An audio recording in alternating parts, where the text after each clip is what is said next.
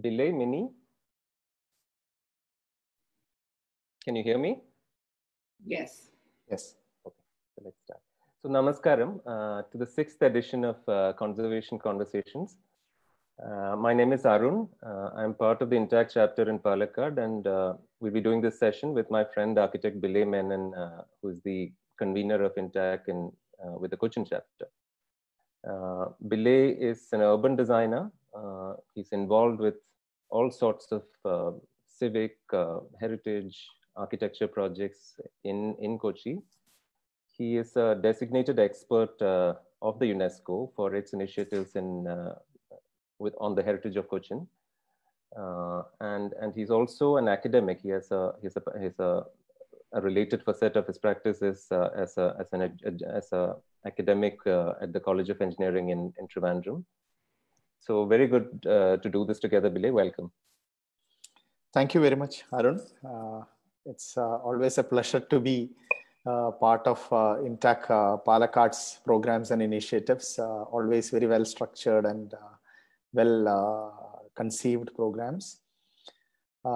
It is my privilege to welcome another remarkable member of Intach, Menon, our guest for today's session. Welcome, Mini. Hi. Mini has roots in Kerala and stays in touch, but the daughter of an Indian Army officer, she has lived and later worked in many different parts of the country. She now lives in Mumbai, from where she is joining us today.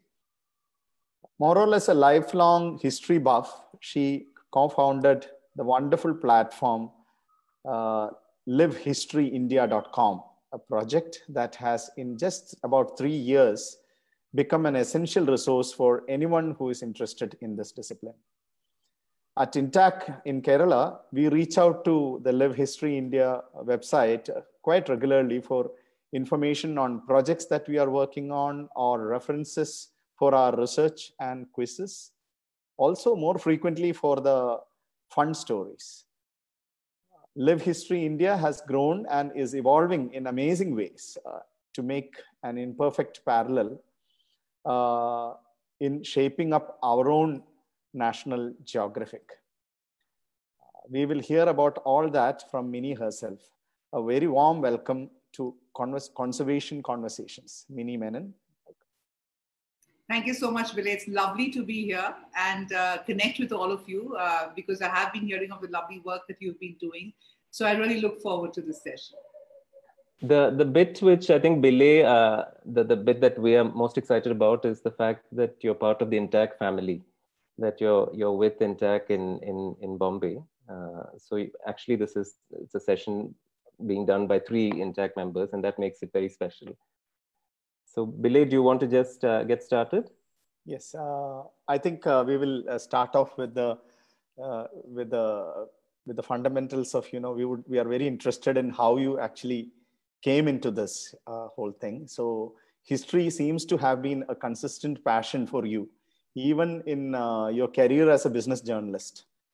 But I'm sure there would have been some influencing factors, people, maybe places you lived and studied, influence of early readings.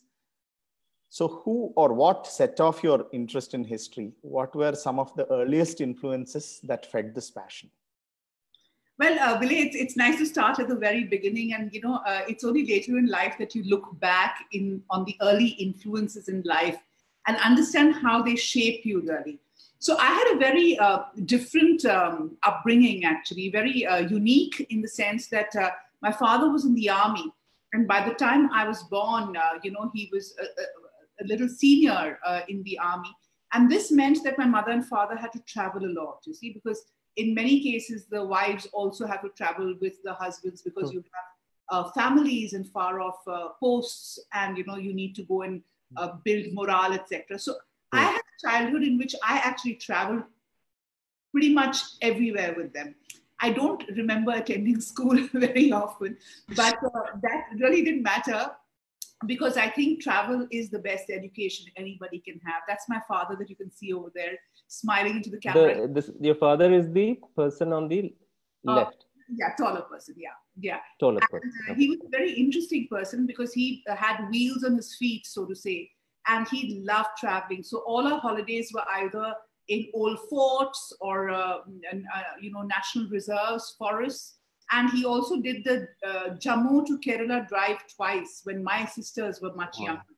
So he traveled extensively, and thanks to him, I actually saw pretty much all of India by road by the time I was 13 years old. So this was this in an ambassador? Was it in the ambassador era or?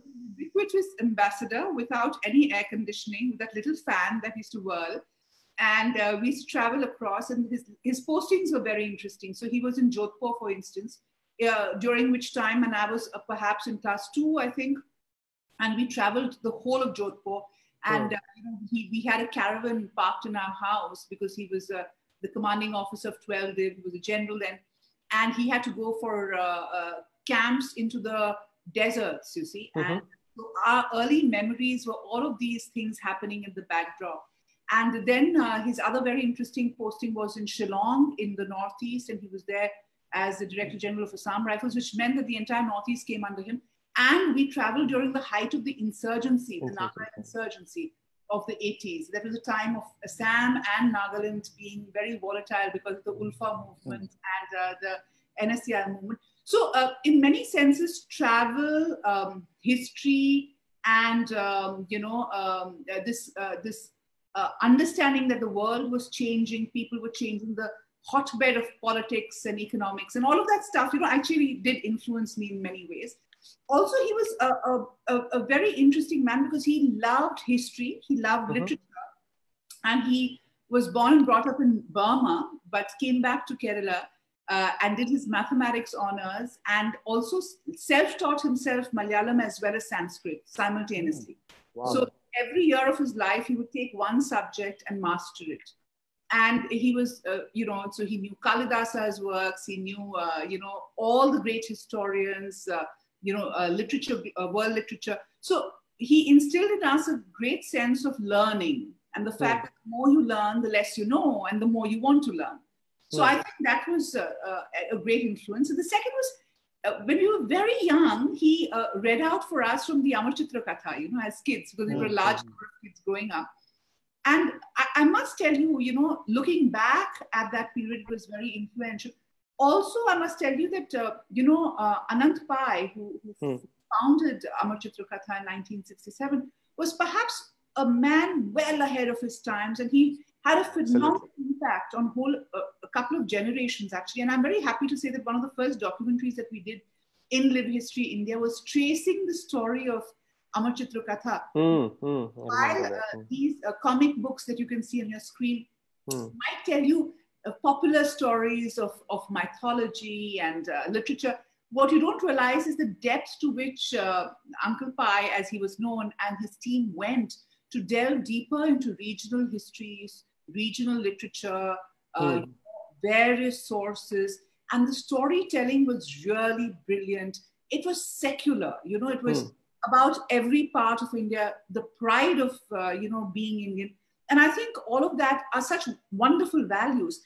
And, ironically and sadly, I must say, one of the reasons for Anant Pai to start Amar Chitra Katha in 1967 was the fact that many kids were more familiar with Western narratives than they were with Indian narratives, you see. And so he thought this was a good way of reintroducing them to the Indian roots. And sadly, the same thing is happening today, where many youngsters, I feel, are not connected because we have not told the story of Indian history. It's a very boring, chronological date sheets, of what happened. But it's not capturing the nuances. How do you engage with history? How do you make history part of your life? Because we are the oldest civilization in the world, which is still has the links with the past, you see. True. That's why we call ourselves Live History, which is living history. India is a repository of living history, our rituals, our cultural moorings, our literature, everything harks back to a very ancient period. And I think it's very important to draw those linkages because that's what happened with us. So in many senses, these these influences of early lives, I think, really, shaped the way I thought of life, what I felt was cool, so to say. And I think was it your favorite subject in school? It was by far my favorite subject. I think I was very mediocre in my studies. Decided to do what my heart asked me to do. And after that, there was no looking back. I mean, I think for me, I remember in my college, I went to Stephens, did history. I was topping pretty much every subject within the paper.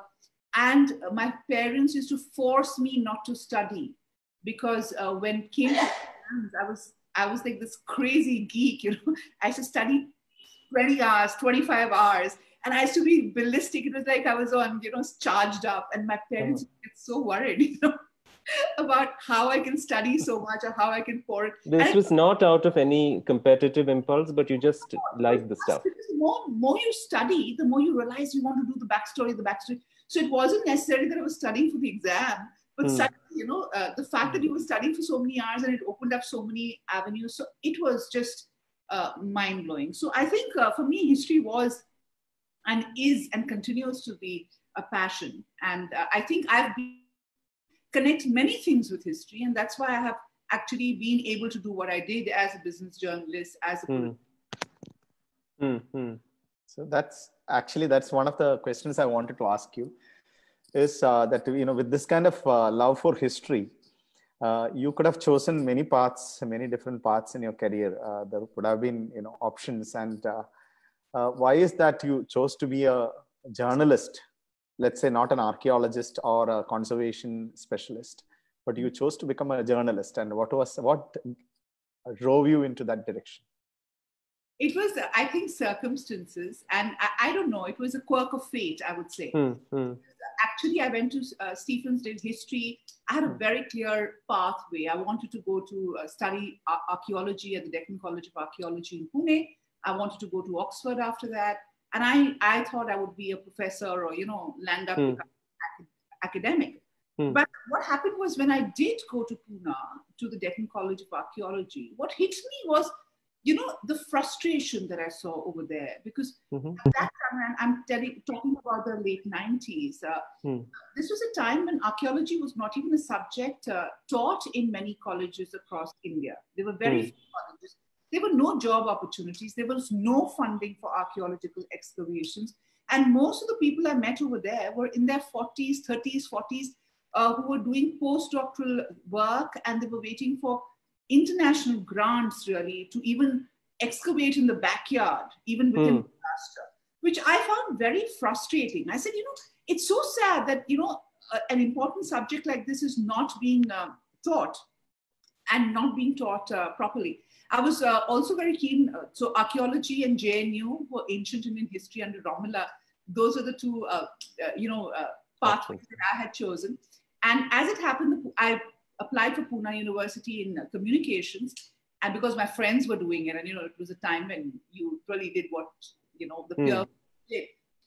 And I actually got through Pune, and it's only later that I got to know that I was also one of the merit students in the JNU entrance. So I didn't follow the heart over there, but I also took a decision that, what I was passionate about need not be a career choice, I think you can continue your passion. And through my life, I've always had a history book on my bedside table, So I think you don't need to, these could be parallel strains, and actually that enriches it even more because you are not forced to do something and make compromises. You actually enjoy doing it, so there's no frustration there.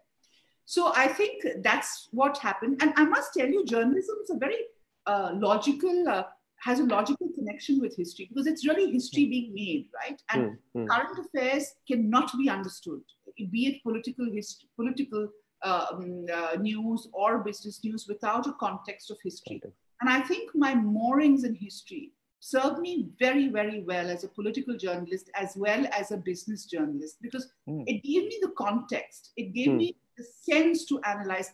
And what it did was a history education gives you a very broad sweep of an understanding because at the heart of pretty much everything is history. It's the economic history of India that shaped the way our economy moves. It's the corporate histories, it's the political histories, it's the history of ideas, it's the history of people, it's biographies. So in many senses, this was the most logical path, if not archaeology, for someone interested in history. And that's what I think I did. And through my career in journalism, I must say, which was a fantastic stint I had, because I'm just going to remind Minnie about, Bilay, about a story you told me over phone the other day, which was new to me, totally new. It's one of many new things you tell me when we have spoken over phone, which is that the Kalinga Battle was in fact economic in its roots. Of course, it is fascinating. Because we don't look at, and this goes back to our conversation, Bilay, earlier, we don't look at history in the right way, I feel, because history is so interconnected. So, we all hear about the most famous battle in Indian history, in ancient Indian history, which is the Kalinga Battle, which turned Ashoka from a warmongering emperor to a peace-seeking upholder of dharma. But what we don't realize is, why was Kalinga so important? And there's a lot of excavations, a lot of research that has been done currently to show how vibrant Kalinga was even before Ashoka. And the second most important thing is you have to understand it from the geological and geographical point of view. Kalinga, which is Orissa today, the belt is still the most important source of minerals. And for an empire builder in Patliputra, in Patna, it was so important to get access to these minerals. Secure the minerals. Discuss, the Vedanta fight over Niyamgari Hills, which is one of the most famous standoffs between Adivasis and the government. What was that? It was minerals, right? So we don't think of history in that context, of why was Ashoka so keen on Kalinga? What was so important about it? Why was there such a big connection between Karnataka and the rest of the Gangetic plains through history? Why were the Satvahana Empire so evenly spread between the Sahyadris and the Vindhyas, from the Vindhyas to Mysore? So all of these things actually make sense when you look at history in a far broader brushstroke, rather than the minuscule way in which we kind of zero in on just dates or dynasties, etc. So that's what excites me about history. And that's what I think is important for all of us to understand. And that's why Live History India, I think, is so successful in connecting with people of different fields, because you realize in the time that you used to be a familiar face on TV, like one of the interviews that you did, which I remember, was with I think the people who run, I think it's Pothi Silk. So one of those large, sorry? Nalli Silks. Nalli Silks, yeah. So, but that was, I think, part of a series where it seemed as if your personal interest was driving this particular or unusual focus on the history of the business, rather than only on its present fortune. Yes. In fact, I must tell you that, if you work hard in an organization, you get a lot of leeway, and I really worked hard, and I did very well as a journalist. And this allowed me to shape the kind of shows that I wanted to do. So in 2007, 2008, I started a show called Second Wave, which is really to understand Indian companies and their evolution. And one of the longest running shows on Bloomberg was the show called Inside India's Best Known Companies. This was the one that I did with the Just Dial founder, VVS Money. But what this gave me an opportunity to do is really go inside India. So one of the questions I started off with is, what makes a company relevant to my grandmother, mother, me, and my son? What is it that takes makes a company so successful that it can straddle 4 generations? And that was the starting point of a series called Inside India's Best Known Companies, where we actually delved into the history, the evolution, and how these companies had changed their approach, their strategy as the economy of India changed. Imagine a volatile business landscape and an ever-changing economic landscape and policy landscape within India. How do these two mesh together to create these companies? So it was a very fascinating journey, and I think from 2007 to 2016, when I was still in Bloomberg, I did a weekly show interviewing India's top CEOs and business heads, entrepreneurs. And it was the most amazing journey. And it was about history, because you can't understand the future. Often think of business as only about the future, right? Everything in the stock markets is what's going to happen the next quarter. What are your profit margins going to look like? So it's always, we are a country looking forward. But in many cases, especially in strategy, in business, you have to look also backwards, and that. So this series actually then shaped it to another series, which I did with the Harvard Business School on the kinds of businesses. So the case studies of fifth generation, sixth generation businesses in Europe, for instance, the Fiat, all of this stuff was really fascinating. And the more you got into it, the more deeper you got. And so in 2013, I wrote a book called Riding the Wave, which was part of the learnings that I had got. Because what I realized in 2007-8, when the Lehman Brothers collapse happened, the subprime collapse happened, was a lot of Indian companies survived it because, we were that integrated with the global markets at that point. And the second thing was they had already gone through their period of terrible learning, And India's liberalization in 91 was not an easy path because there were so many missteps. You think of Enron and you understand why we've not had second generation reforms in electricity in India, for instance. It was one step forward, two steps back. And I think that understanding was fabulous. So in Riding the Wave, I looked at 7 sectors of India's economy through the eyes of entrepreneurs who kind of rode the wave through it. And I think that was a fascinating, that's when I also realized, by the way, how bad our own storytelling and history chronicling is, even in something like business. So MBA schools are more familiar with Harvard Business School case studies than they are with real companies in India and the mistakes that they have made. We are more familiar with the Steve Jobs than we are with anybody outside Narayan Murthy, so to say. So, I think there were a lot of gaps, which I realized that, I think it's not just about ancient Indian history that we have, big patches of not knowing. It's really about pretty much everything because you can't. No, with businesses, I feel at least the smarter international companies, they recognize that there is a cachet for history. I used to work for a company that almost everywhere it operates, it puts up a museum on top of its plants. Yes. And it's part of its outreach in the locality. And it's a company that's not always very loved in the localities it operates. And this helps sort of make friends in its neighborhood. But I think now Indian companies are also beginning to understand, not because they're doing anything unfriendly, but like the Godrej Archives project, for instance. So there are many companies, I think, that are recognizing that their stories, their heritage, all of that has also helps them succeed in their primary business. In the West, the watch town where, all these companies, famous companies, still maintain and preserve their old shops, little shops. And they take their customers there and even sign the contract in that particular room just to bring back, the legacy that where they have grown and the entire story.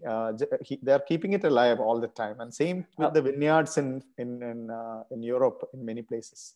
Storytelling is a very important part of brand building. You see, you can't build a brand without there being an emotional connect to it. And the best way to build an emotional connect to something is through storytelling and history. And, so the Coke secret formula is something everybody knows the story about, right? The Levi's jeans, everybody knows it. Americans do it really well. And for a country that has no physical history beyond a point, to be able to create this narrative is very fabulous, So I think in India, we've done a very shoddy job of telling our own story, And I use it in a very generic fashion because outside the Tatas or the Godrejes or the more older business families, there are very few who are actually actively doing something like this. Maybe it is the way we look at it. Maybe we don't appreciate history enough. But I do think that, especially for a new aspiring India, especially for youngsters who are now growing up, we must connect them because our childhood was a little more rooted to the earth. I mean, we were like, I remember everybody was the same, right? That ambassador car, you had a Fiat or an ambassador, right? So you had common experiences, you know. And today, I think we need to make an effort. And I think we need to come together to make that effort, so to say. So you were this cool, am I still visible? Yes. Or did I freeze? Yeah, I froze for a point. One of the interesting learnings for me from your experience of doing all those programs, it's wonderful that you have used history as a very powerful tool to in a completely different area. Normally, history is used by many people. They have used history for their work, mostly for literature. Like, for example, somebody like Amitav Ghosh has used history for producing really strong fictions. But in your area of work, I think it's your journey has been really unique, because I feel that you have used it consciously as a powerful tool to bring out it's like almost like Back to Future kind of thing. You sort of learn from the past and take all that legacy and then project the future from that perspective, which I think a conscious effort is probably a rare thing that happens especially in Indian journalism. And I think it also started off as a necessity, but being the mother of invention, because I didn't understand too much of business when I first joined CNBC. It was, again, a chance thing. So I was part of the first generation of broadcast journalists in India. In the sense, I mean that my first job was in television. It wasn't in print. So most people ahead of me, a generation before me, like a Rajdeep or a Sagarika or anybody, they actually started with print. They, they were reporters, they were on the desk, and then they moved to television. I was one of the first generation, second generation of television people. And so as the doors opened up, it was an industry being formed literally from scratch. So I remember I went to CNBC, and I went there because, I was working with Star at that time, and Star turned Hindi, and I was doing a political show at Star with Veer Sanghvi, actually. And then they wanted me to anchor a business show, India Business. And I was like, sure, I mean, I can do it, but I didn't know anything about business. Because again, I have a mental block, you see, that you don't understand numbers or you don't understand balance sheets because, that's something so alien to you. Then I joined CNBC and I was thrown into the deep end and, asked to swim. And for me, I think to be able to understand stock markets or performance of a company in the stock markets, I had to do a lot of back study to understand what the business was. And the best way for me to understand what the business was to really look at where the business started. So I think my own journey of understanding business was from the purview of what shaped the business. And that gave me a stronger sense of businesses. And I then felt that was a very important way of looking at it, because you really understand what the crisis was, what was the solution that was applied, how long it took for the recovery to happen. And then it just fit in, where you realize that policy making, any kind of work, you have to be able to understand it. You have to understand how it evolved, So I think it was necessary, but it really worked, because I think very few people have done the body of work. And, the fact that Inside India's Best Known Companies is used as a resource with Harvard Business School to understand businesses in emerging markets is a fabulous fact. And, I'm afraid Indian MBA schools are not doing that much on Indian businesses, which I feel big gap which needs to. I'm assuming it's probably a phase where I think that phase is probably over now, but I think maybe a decade back, we had a generation that is very impatient with any looking back, as you rightly said.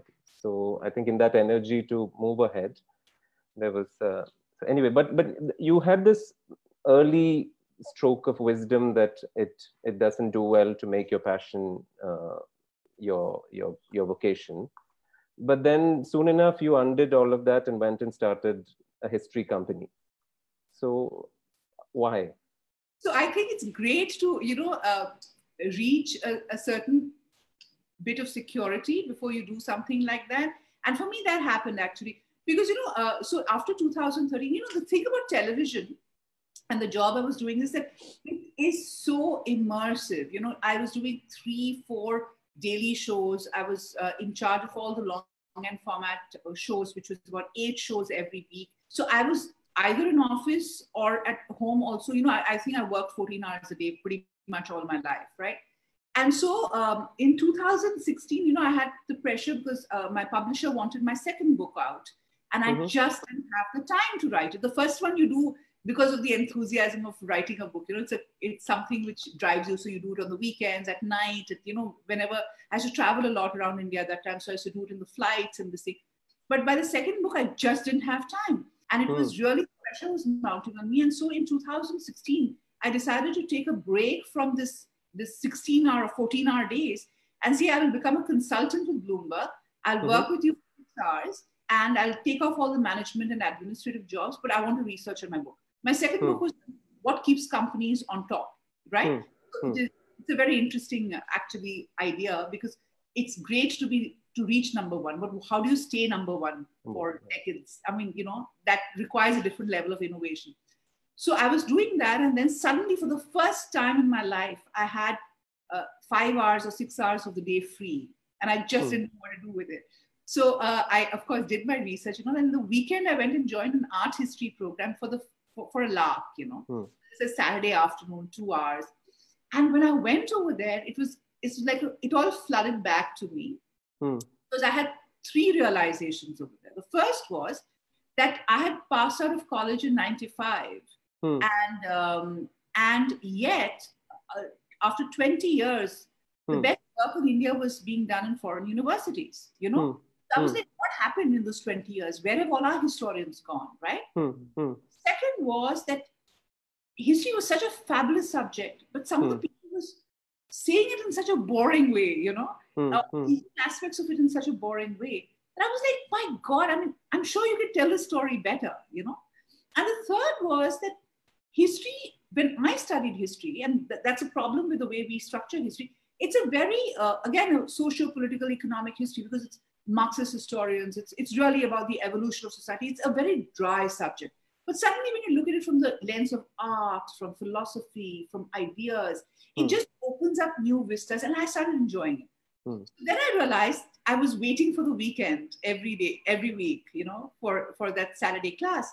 And in the class, I met a whole bunch of great people, including my co-founder of Live History India, who's one of my dearest friends now, Akshay, who was the smartest guy in that class, because I was a backbencher. I used to always sit behind.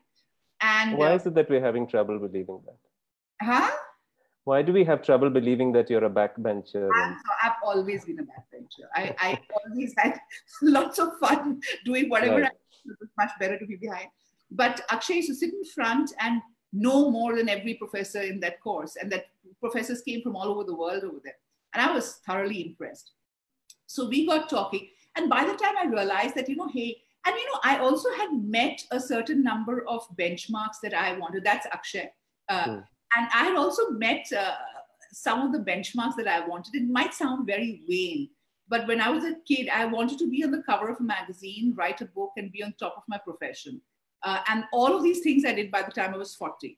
So I also felt that, now was a time to treat myself to something that I really love. Not that I didn't love what I did, because I genuinely loved journalism as well. And then I decided that, hey, why can't I do this? Why can't I by then also being part of the core team that set up 3 channels, from scratch, like from how many cameras do we need, that stage. So I said, why can't I use my passion and my experience to come together? And Akshay was the perfect, partner for that, because he had done 10 years as a digital marketer. He was like a history buff who had to choose another path in career because it didn't make sense to pursue history as a career. And he was also one of the most prolific writers on princely India, which is a very fascinating period, 18th, 19th century. He had a blog for 10 years. He was very passionate about it. And for me, this was a perfect match, right? Television, digital, our love for history. We were very similar in sensibilities. And so that's how we started Live History India. And then, it started as an idea. It was something that I would have liked to see. So I think one of the good things about a startup, and that's what I've read, is that you have to fill a gap. You know, there has to be a gap for you to fill. And this was a gap that we had felt very strongly. So we created a product that we would have loved to read and be engaged with. And that's how Live History India started, really, in 2017. You know, when we are always our own histories often inform our journey ahead. And so I'm curious why you didn't think of a history show on TV, which also is a gap. We don't have too many history shows on Indian TV. Now we do, but at the time there weren't. So is it Akshay's thing that we should go digital because digital is... No, I think television is dead. Okay. I don't think this is the future. I mean, television as a genre is gone, you know, because I've been too close to running channels to understand there are 2-3 fundamental shifts that have happened. There is a technology shift that has happened, okay? There is a consumption shift that has happened. And I think these 2 shifts have also made television... For the 20 people who are watching this show, I want to tell them, this is where you heard it first. TV is finished. I think you're seeing the vestiges of that desperation, you know, when you see the screaming matches on TV. Because I really think it's kind of done its bit. Because if you actually look at it, you know, television by its very nature is dependent on where the satellite beams, right?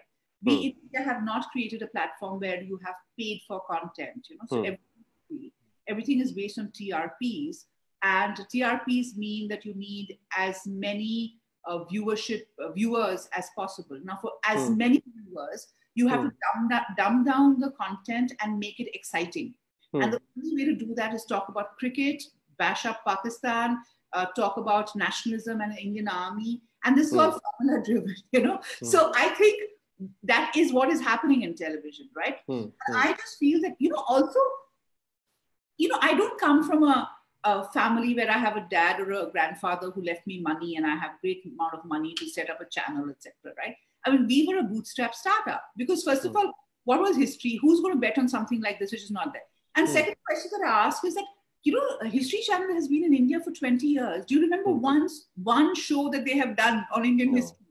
No, what a waste, you know. And I feel that that's the problem because we didn't have a platform. So every 2-3 years, whenever the Kumbh Mela happens, you have some foreign channel coming and doing another documentary on the Kumbh Mela, as though India is only about Kumbh Melas and snake charmers and Rajasthan Rajas or, you know, kings. The nuances of Indian history is something that we as Indians know. Me too. And we need to create a platform which captures this. And I think that sense was also very, very stark in my head. You know, how many times would you see the same cliched views on the Kumbh Mela and, you know, all of that? I mean, India is surely more than that, right? True, so true. Also, there's a very, very cool remark from Lorraine Michael. I'm assuming I hope I'm pronouncing the name correctly. Lorraine Michael. So she says TV didn't die, it committed suicide, which is a nice, cool take on it. Yeah, it did commit suicide, but it was also forced to commit suicide, right? Because look at our consumption. Pushed off the brink. I mean, and also the cost structures of TV. You know, we were paid obscene amounts of money in television. Now looking back at it, I was like, what, you know, how can you sustain something like that with that kind of monetary remuneration for a channel that's not making money? So in many senses, I think digital is the future. And I think what we've been able to achieve in digital, and I think for the people who are participating who don't know what Live History India does. Yeah, let's talk a little bit about that because I'm surprised that people like I said, we've been using it, but you told me the other day that it's only 3 years old, but it feels like we've been using it for a long time. But I'm surprised that in Kerala, a lot of people still aren't aware of this wonderful, wonderful project, one of the coolest digital projects. So do you want to just talk about what the animal is and what are the things that you do? That's one of the questions that Lorraine also asked. How is it designed? How is the platform? So essentially what we are doing is it's a magazine online. You know, it's a website called livehistoryindia.com where we do articles and we do films. And we do articles of anywhere between 700 to 3,000 words. Space is not a limit because it's digital. And that's a snapshot of what our home screen looks like. It's probably last week's because you have a lovely series that we are doing on the history of India, which I'll come to. It's on the Imperial Guptas. You have Prince Khusro and the tale how Akbar's favorite grandson was killed off. You have Tripura's Ujjayanta Palace, which is a spectacular palace built in the 1930s. You have the Chimur Kranti, which few people know about it. You all know about the Quit India movement, but you wouldn't know about Chimur. And it's such a significant event in India's march to freedom. So our stories really capture different aspects of India's history. We like to call ourselves a platform that tells you stories that make India. So it's really different things. And we launched Hindi in 2019, July. And I must tell you, it's been a fabulous journey, because one of the things that I really want to do with Live History India is not just talk to a few English-speaking people. I want every Indian in every language to do it, to know about it. Fantastic. I'm very happy to say that we've just tied up with Pratham, India's largest NGO, working with 120 million kids, to take content, our films to start with, our short films to start with, in 12 languages across India. And I find that is such a gratifying thing, because that's what I want. I want every Indian to know about their history in their backyard or their history anywhere, because I think it's so significant, So now, there is a website, there is an equivalent that is in Hindi, then you put out content in social media. Yeah, so we have an English website, we have a Hindi website, which you can kind of change interface within the same web address. And we have our presence in Facebook, YouTube, Instagram, and Twitter. Together, we have about 450,000 followers across the social media network. We started with Facebook. We started by posting stories on Facebook. And all of this, I haven't seen a Live History India advert anywhere where, I see very little brand sort of promotion efforts. This is almost organic, isn't it? Brand promotion, we focus on promoting the story. So we have different sections, like the Amazing India section, where we actually take you to the lesser known parts of India. So our take is to help you rediscover India, because we feel rediscovering the nuances of India. I mean, first of all, many of us don't know anything about India, including me, because even today, after a whole lifetime of studying history, I'm still discovering new things about our great country, So in many senses, there are many gaps in our understanding. So it's really about telling those stories. We invite scholars, contributors. So we also have about 150 contributors now, who are archaeologists, historians, authors, professors, school teachers from different parts of the country. Every day we get at least 10 mails from different parts of the country saying, I want to contribute. I love what you guys are doing. Can I contribute? And we thrive on this, because, there cannot be one person who knows everything about Indian history. And you need to get those people. So the kind of stories that we are getting from Dibrugarh, a professor who has been working with us on opening up the Ahoms, and the coinage of the Ahoms, the story of the Ahoms, which we know so little about, and they were in power for almost 600 years in Assam, and Assam comes from that, the word Assam comes from the Ahoms, right? So this is photo essays, because India is also so visual and beautiful. So we do a lot of beautiful photo essays. We do a lot of films, from 2.5-minute films to long format films. This is a snapshot of some of the stories. One section that I have great liking for is her story, because history is literally his story, right? We've blanked out women from history. And we are taking a conscious effort, making a conscious effort to go deeper into women's histories, to try and find narratives about women in history. And that's what... this is something which, within academia, of course, there are silos that look at gender history and subaltern histories and all of that. But again, here, just by the fact that you call it her story, or you call it LHI, her story. So you break it down and make it possible for people like me to enjoy history and engage with it. So if you had said gender history, that's the last time I'd tune into the site. So it's very nice that you sort of make that effort to express it in vernacular. It can be a very interesting research, actually. A friend of mine, actually very senior urban designer, he came from Singapore to do a research on the social implications of rural urbanization, or rather, study what are the background. And he wanted to study Kerala. He wanted to take models across the world in various parts of the globe. So he took one model city in Vietnam and one in Malaysia, and one was Kerala. One of the sample rural urbanization was studied. The area was selected as Kerala. And when he visited first, one of the first things he asked was that how significant is women's position in the society in Kerala. So I explained him about the matrilineal practices that we have, and various aspects of how women have a very prominent position in many aspects in Kerala's social structure. Then he immediately came back with the answer that is why you see so much of difference when you compare Kerala with the rest of the country. You have a different system because of this. He was, because he was an expert, he could see that immediately. And he was explaining how the communism became so strong, and so many aspects, which is probably rooted to this aspect. Just a cross reference. So, that's what, I think history has to be understood. It's a common story of humanity, right? And I think that's where we forget. We're so, inward looking in our history. We don't look at parallels, at connections, at how evolution happened, etc. And we really want, and food is a classic example. This is my favorite section, Minnie. Yours was the previous one. Fabulous. I mean, I went to Sikkim and we had Chang for the first time. It's a millet beer.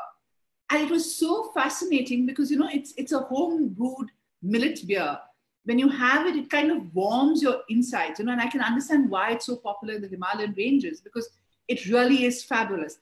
And, this is how we kind of come across stories also, be it Mawao, and forgotten treasures. Now, one of the other problems in the way we see our history is that we are always, and that's the narrative that we are inheriting because of the kind of focus on it, where it's a very victimhood kind of a history, right? The British did this, the Islamic invasions happened, and they happened like this.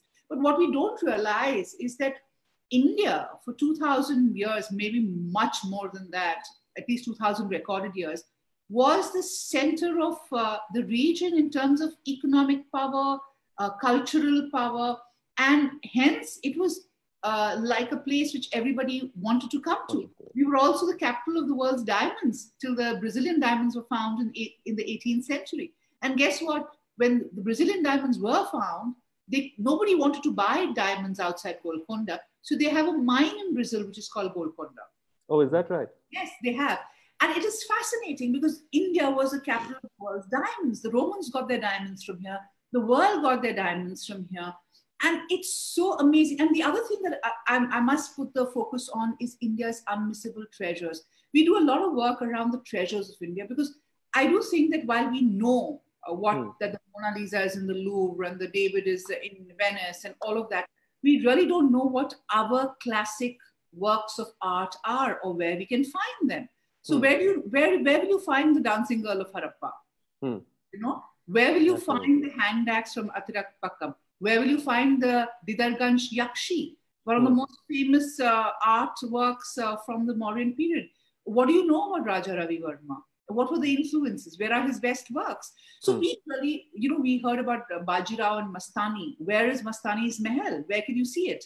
So these are things that we want every Indian to engage with. And we really want to encourage people to travel, to see, to have fun with history. And that's the whole idea of what we are doing. So I think one of the other things which just going back to the food section, some of the stories are slightly disheartening because some of the things that you have always eaten and loved, live history sort of comes in and tells me that it's not from anywhere near where you live, but it's from somewhere else in the world. But then that's a very nice thing to sort of discourage that sense of insularity, that sort of over glorification of the local.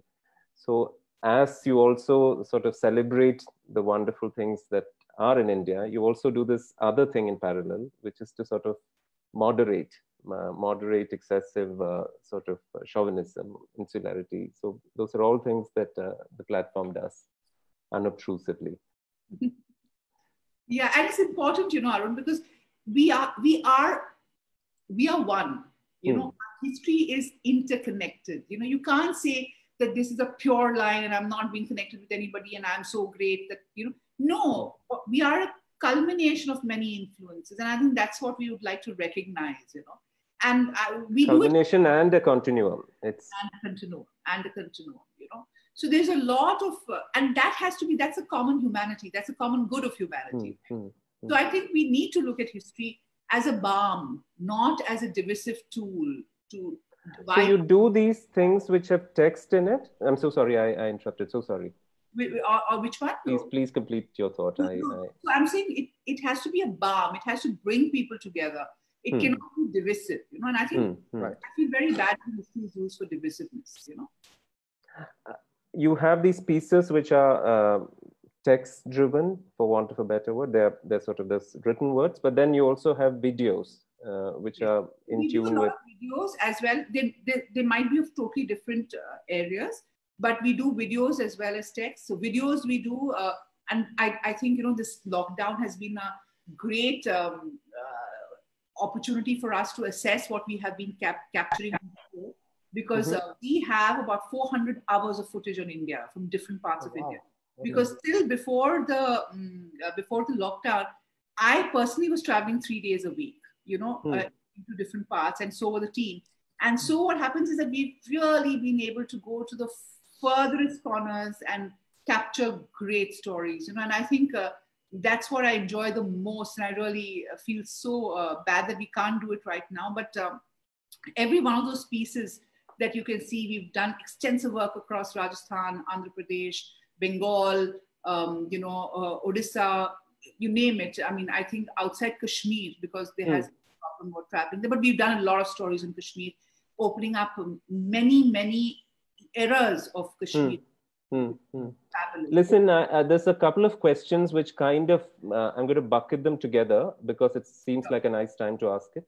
But it's something that's most exciting in our conversations in recent days, which is that you're interested in people coming to you with ideas, content ideas. And I'm sure that there are people listening who'd be interested to hear what that deal is. Do you want to talk a minute about that? Yes, in fact, I want to use this opportunity to reach out to people because, I see Live History India as our project, your project and my project. It is not as though I'm, going to be a gatekeeper out there, because, it has to be people who have the same vision of the importance of Indian history, of the importance of conservation, of the importance of restoring our built heritage, of the importance of reviving our cultural legacy. We need to come together to create a platform like Live History India, and Live History India is your platform. So, for example, we work with contributors from different parts of the country. Now, as I told you, people just are writing to us and saying, hey, I want to write about this story. Very few people know about it. Can I write?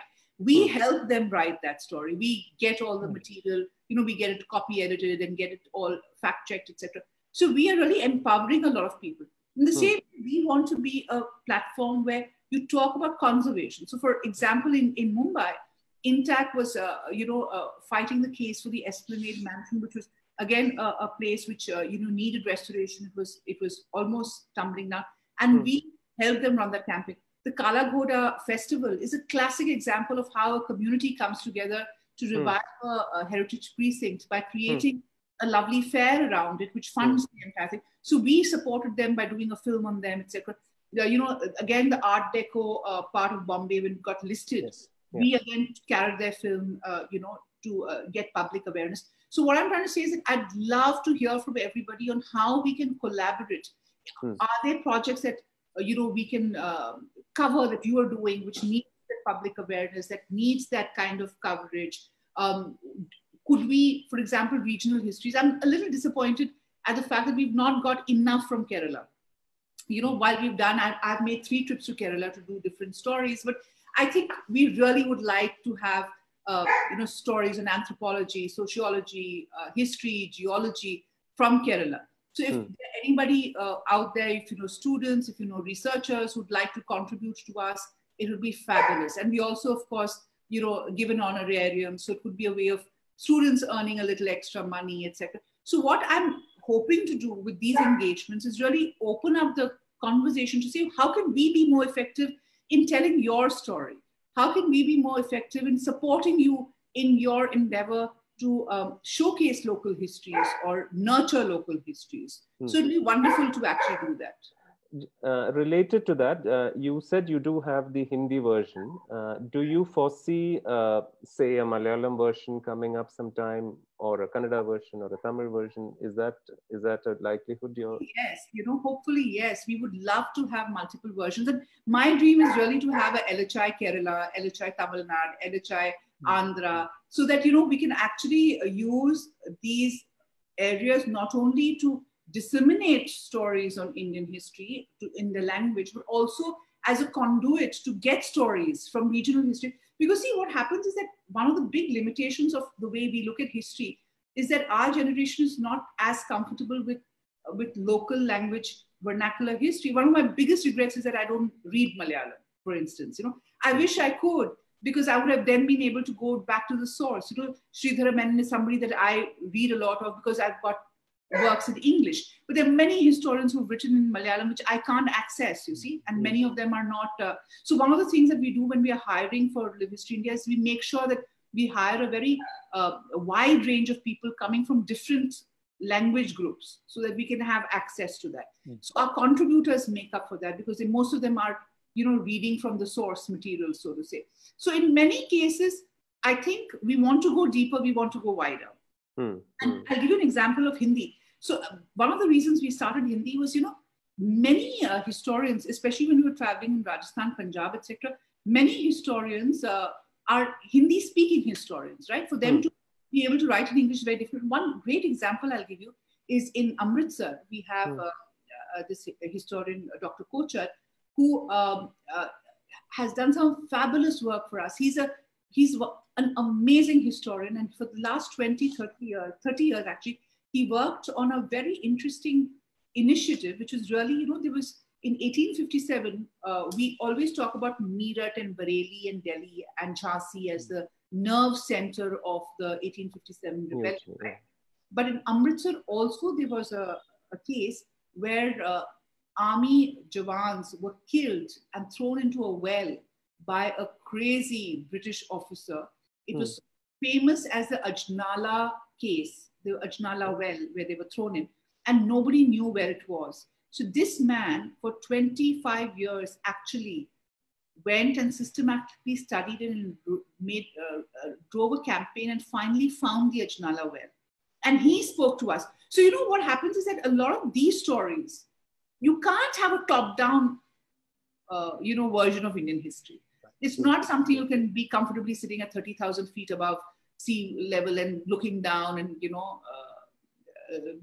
being vain about it. No, Indian history is from the grassroots.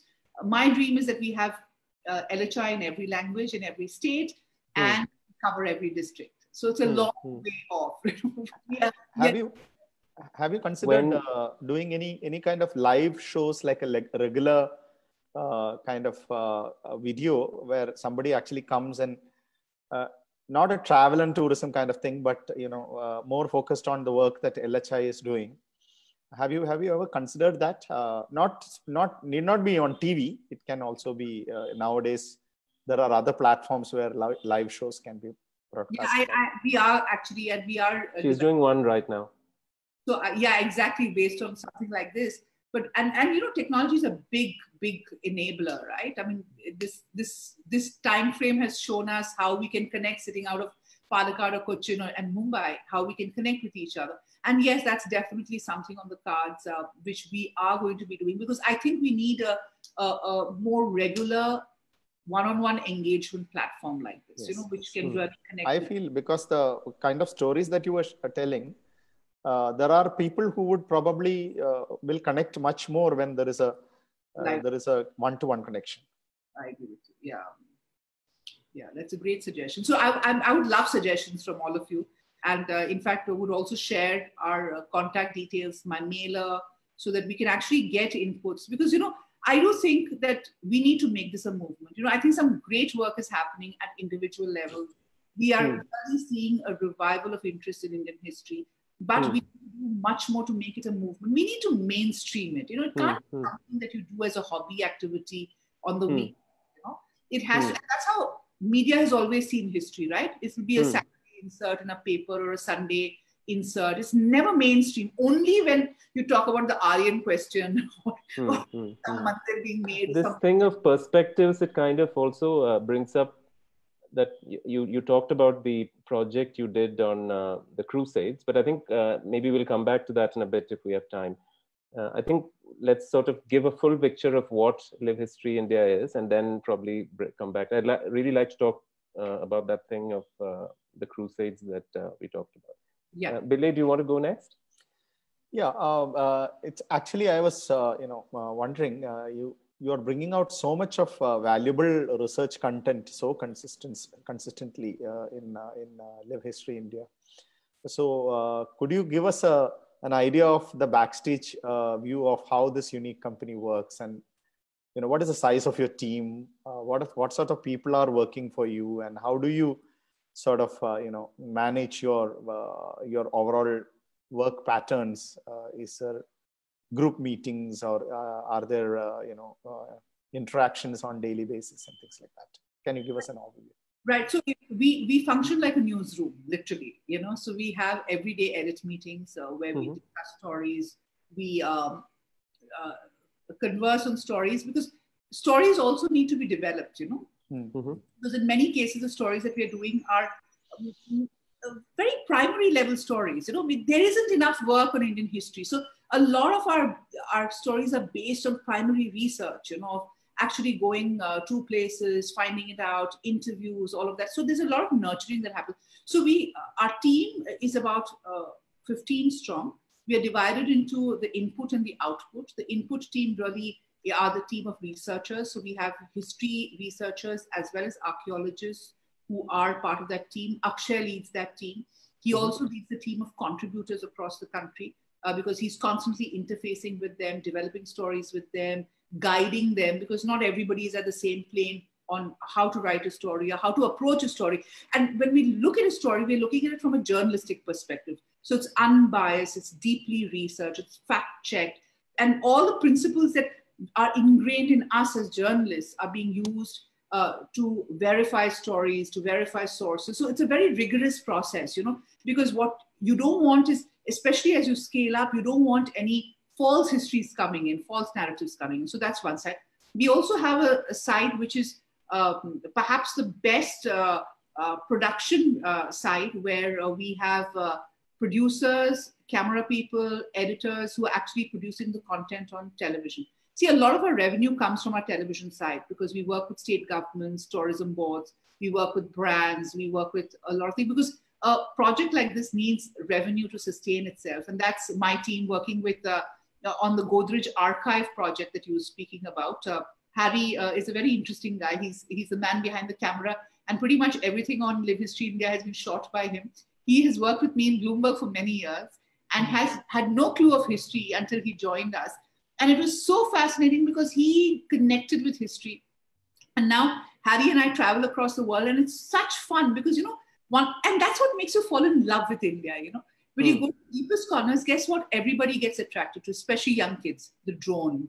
The drone is our icebreaker everywhere we go. So, kids love it. They come and, join us as we fly the drone and take shots, etc. So it's a very fun experience. And so we do a lot of work across the country. And this production team actually does all the filmmaking, it's amazing. But in the middle of the lockdown, July, August, we did 38 films.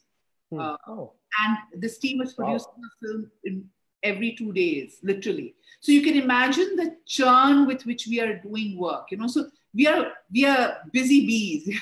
In a month, we do about 45 stories, about 13 to 20 films, all short 2.5 minutes to maybe 20 minutes. But so we approach it as a content creation factory, literally. So video takes time, but we can easily scale this up because now we have this large network that's coming together. So there are a lot of questions, and we will take the questions at the end. There are very nice questions, but whatever can sync with what you're talking about at the time, we'll sort of ask at the time. So two related questions that I have are, how big is the team that does this enormous amount of work? And what is the time? I know you can't give an average, but still try. Like, how much time does a story take from initial germ to being published? So team, so we have this core team of 15 people. We also have now people in Ahmedabad, Jaipur, Lucknow, Calcutta, Chennai. You had Dr. Suresh, who's now contributing for us from Chennai. We have from Pune. So now we're getting historians as regular contributors, archaeologists as regular contributors, because that gives us a lot of scope to, what we also want is ideas to come from everywhere, because the deeper you go into a subject, the more ideas you have on what you can do with the subject, right? We have, by the way, a fantastic advisory board, which has some great people that I love. Shyam Benegal is part of it. He is my hero because I think I saw Bharate Khoj when I was in class 8. That made me fall in love with history, like how. And I have great admiration for him. So he's somebody there. Gautam Sengupta, the former DG ASI, is also part of our advisory board. Anil Dharkar, the columnist and the person behind the Mumbai Lit Live, he's there. So we've got a very diverse range of people in our advisory board. So the team is this, but we have contributors now in pretty much every state of India. So in some states, we have in 2-3 places. So in UP, for example, we have somebody in Allahabad, we have somebody in Lucknow, we have somebody in Kanpur. In Punjab, we have somebody in Amritsar. In the Northeast, we have a lot of people in Assam, not enough people in Nagaland and Manipur, but we're gradually getting there. So I think we are a true startup company where a lot of we believe in collaboration and creating this collaborative network, because it'll be impossible to do something like this with a very large team sitting out of Bombay, because that will be just not serving the purpose. Because again, you'll have the problem of what you have in channels where you have only a Delhi, Bombay view of the world, right? You don't have any other view that comes in. So that's why we want to keep it as diverse as possible. So before I let Bilay ask the next question, here's a fun question. I don't know if it'll be fun for you. It's going to be fun for me and the person who asked this, who's anonymous. Do you speak any Malayalam? Korcharya. Impeccable pronunciation. Well done. Is it? Yeah. I didn't embarrass myself. You could do a little better, but for somebody who doesn't speak it a lot, you did it very well. I'll tell you something very interesting. Because my Malayalam, is okay. I can manage in Malayalam. Okay, I'd love to know it better, but I can manage. But knowing Malayalam, Hindi, and English has meant that I can pretty much transcribe any language in this country. Which I find fabulous, because when I go to a Bengal, when I go to a Tamil Nadu, often we do interviews, especially with weavers and craftsmen and historians, locals in their language. And nobody in the office can transcribe it. And I can. And I was talking to Kurush Dalal, who's an archaeologist who works with us, fabulous guy. And he gave me a very interesting thing, because, Malayalam is a mixture of Sanskrit and Tamil. So you have both sides. The two extremes. Yeah. Yes. And because I know Malayalam, I can actually I can understand pretty much all the South Indian languages. So if a person speaks really slowly, I can get the drift. I might not be exact. So I'm thoroughly blessed to be able to know the little Malayalam that I know, and I'm very proud of it. I'm guessing that because you're so charming, the person might just be saying that you're getting it right. No. But let's let that slide. Bilay, go on. I've got a colleague sitting just behind the screen who's frantically urging that we are way past the 1 hour point. So Bilay, go for it. Yeah. So there has been hundreds of stories that Live History India has been publishing. So could you pick out, or could you name 2 or 3 stories that is close to your heart? That's something that it's your favorite. And also, some of the stories that has been favorite of your followers. So if you can just name a few of them. So I must tell you, and you can't imagine how many times I thank God for allowing me to do what I do, right? I mean, it's my dream. If I had all the money in the world, I would be doing this. So, for me, this is my dream job, okay? So I must tell us again how many times you get to travel in a week to cool places across the country? Arun, don't nazar lagao it, because right now it's COVID times and I'm hoping things will change. Because she gets to travel 4 days a week. Yes. To and guess what? exotic places. That's wonderful. I want to go. So I've pretty much been to Bhimbetka, Lothal, all the places that I want. Next on my trip was this place, Dholavira. And guess what? Just before the lockdown, I was supposed to go with Dr. Suresh, who was one of your guests, to Arikamedu. And I booked tickets, and then the lockdown happened, so I couldn't go. So I'm very sad about it. But having said which, so one of my favorite stories, and it was a penny that dropped literally. Okay, so there was this young researcher who was working with me in the early days of Live History India, and there's a little bit of an anecdote, so do indulge me. I'll take a minute on this. So we were working on this story of this toll booth, ancient toll booth called Nane Ghat, okay, which is very close to Bombay. It's between Bombay and Nasik, so to say, Mumbai and Nasik. And we were doing a story on that. And she was an archaeologist who had specialized in numismatics, so she came from that area. So she was doing it, and she was not getting the story peg right, and we were struggling with it, and it was a frustrating time because it was 7 o'clock in the evening. It was peak traffic, everybody wanted to get home, etc., etc.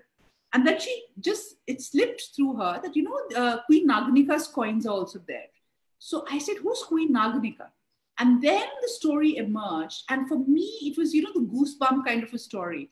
It was a story of a queen called Queen Naganika, who was the wife of Satkarni I, who was a Satvahana ruler. And there is a cave in Nane Ghat where there were sculptures of all of these people lined up. And over time, the sculptures have gone on, only the feet remain, and they have a cave full of inscriptions on the Satvahanas. And the Satvahanas are fascinating. They're the first empire builders. What are we seeing in the picture right now? This is the inscription, which is really a grant which talks about Queen Naganika and what she has done for the people and the Satvahana, early Satvahanas. And I had lived in Bombay for so many years, and I had no clue about this, And for me, it was a moment when I said, hey, we have to go there. I want to see this on my own, And we went over there and we shot a film on Nane Ghat. And that is what I find so amazing, that you can be in a city for so long and not know. And just to put this in context, she had coins punched in her name in the 1st century BCE.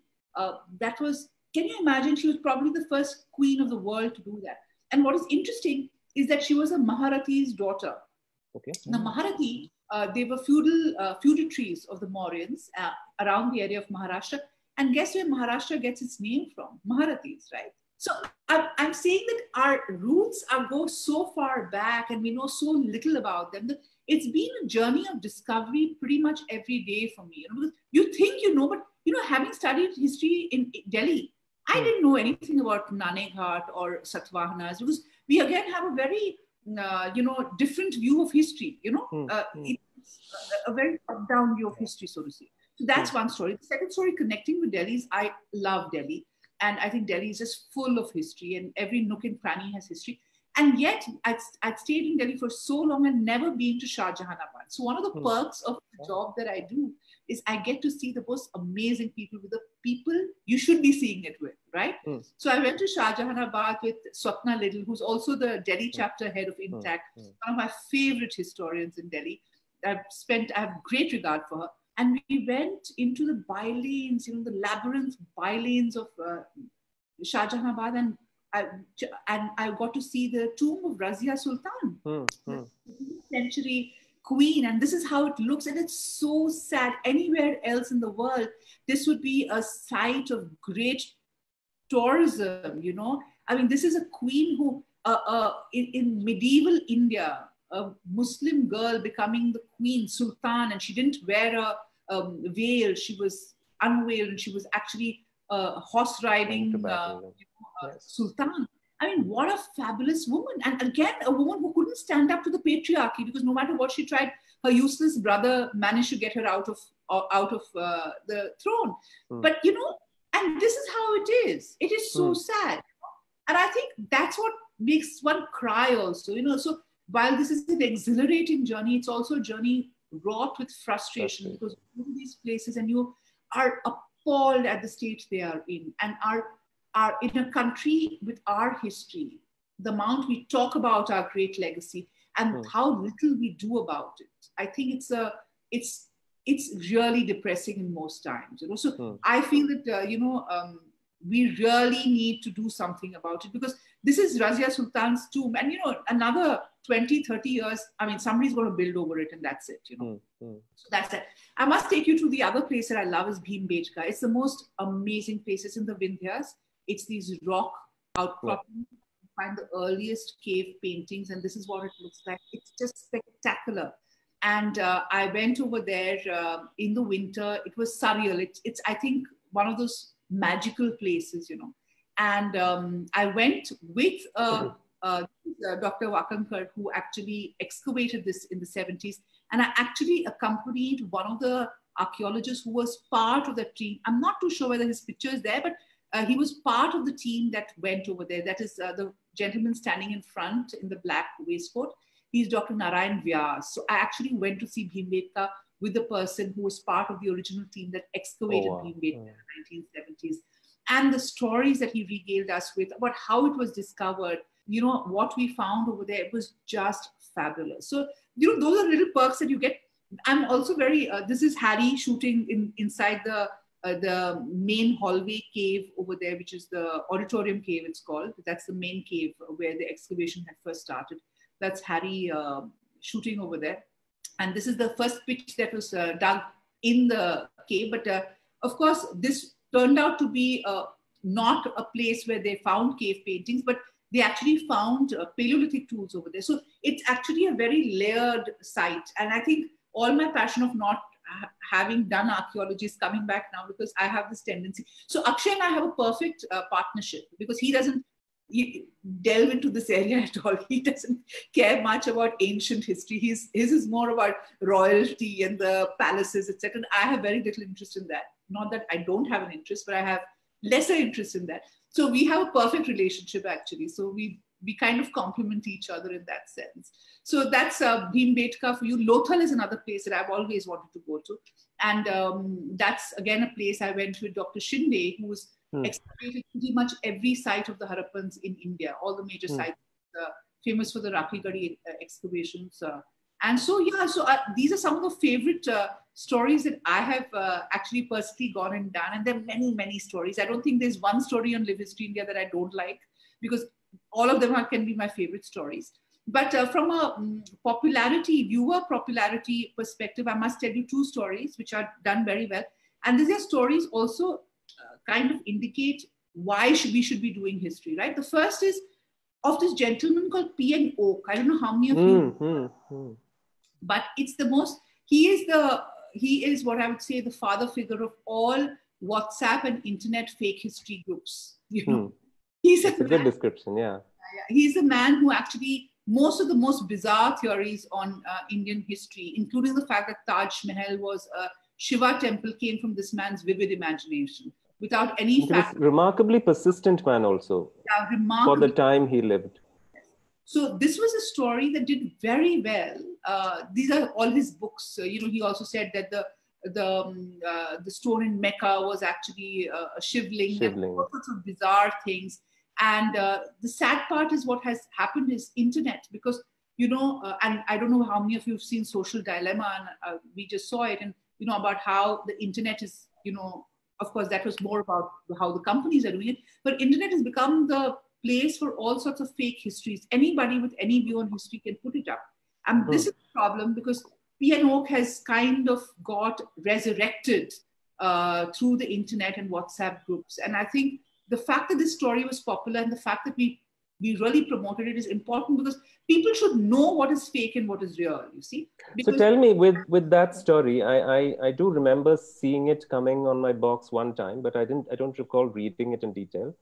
But like you said, he has his followers. And so when you do a story on his theories, do you sort of engage with the points that he makes?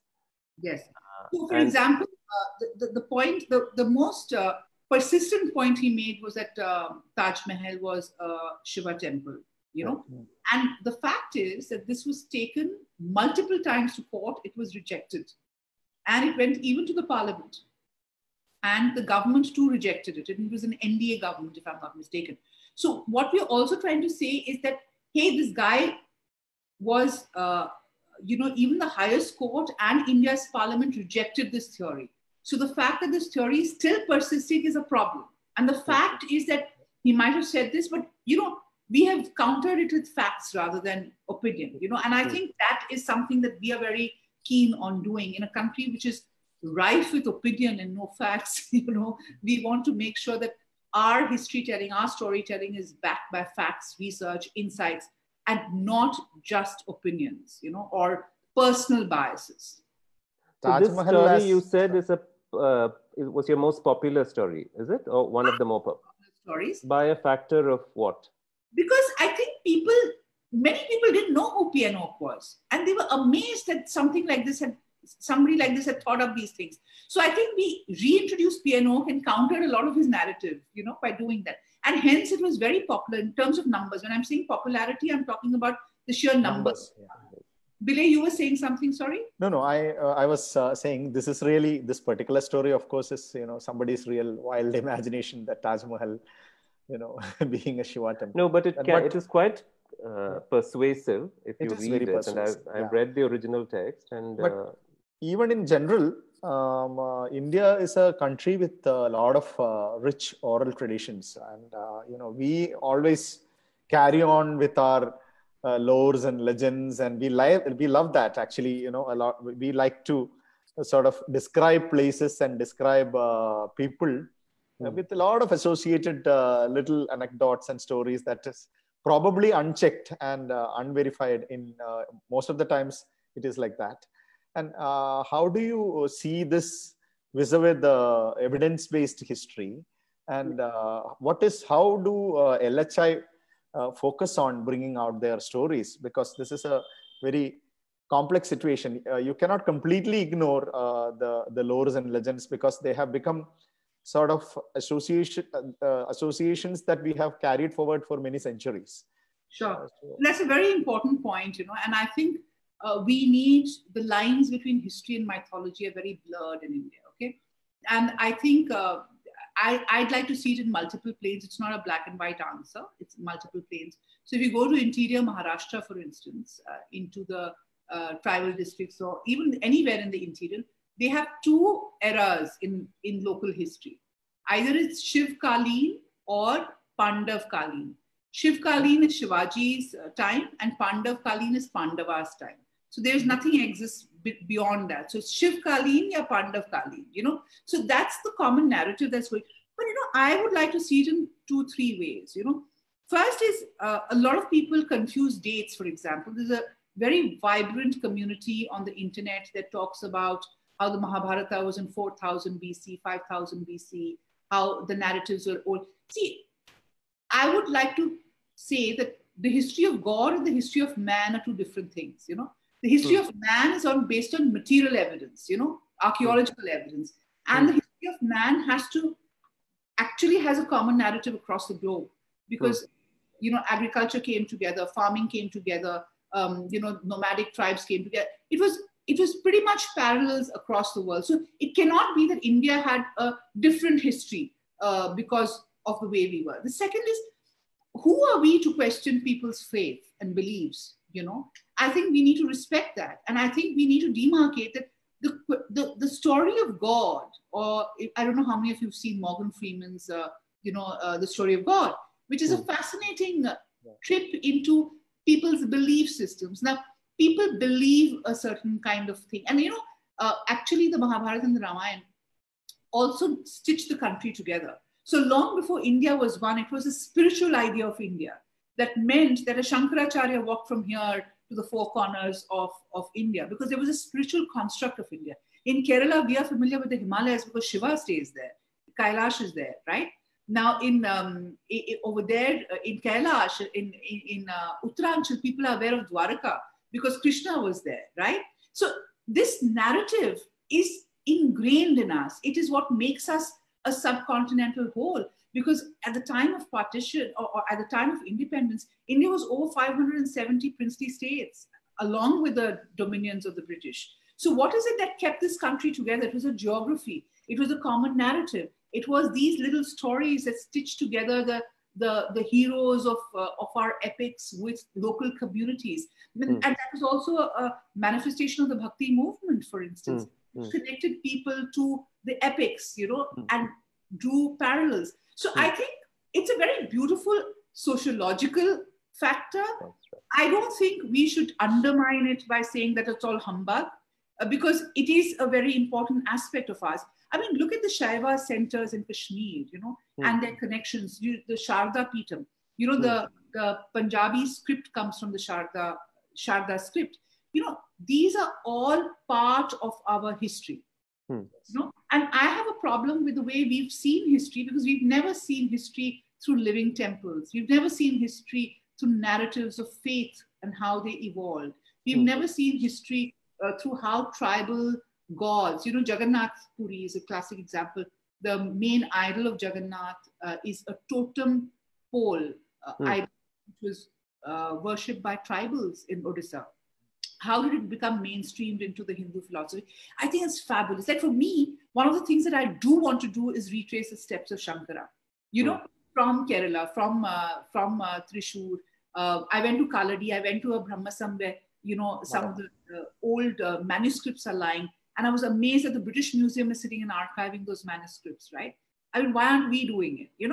I think there are many. So I don't know if we know the Thrissur chapter is listening, but they're doing wonderful work with the Brahmaswam Madam to help, within our limits to try and restore that magnificent institution. I'd love to do. So I had gone to Thrissur, and I'd, for a very interesting series called The Road to Enterprise, where we looked at business communities and how they rose. And Thrissur was a classic example because it has a fabulous history, right?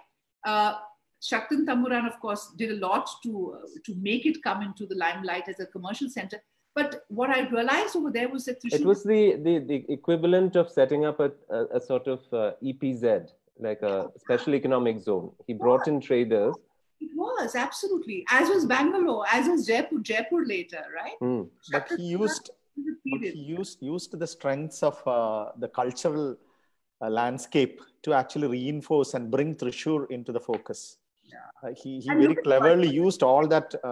And look at the Vadakanavan temple. I mean, what a fabulous temple, right?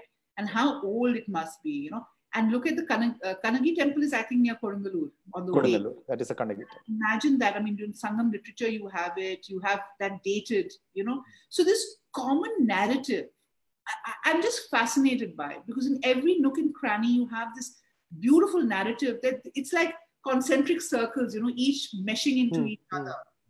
And I just find it so fascinating that, I really think that it's very simplistic to say legend and thing, but please mind you that, it doesn't dilute the fact that history is a science. History is not some, flaky kind of thing that swirls in the air, And that is why we spend so much of time on archaeology, actually, because you can't date a particular thing to a wrong period, And while talking about archaeology, and I know you have the picture of that. One of the most exciting archaeological excavations was in Sanoli, and I'll give a picture out of that.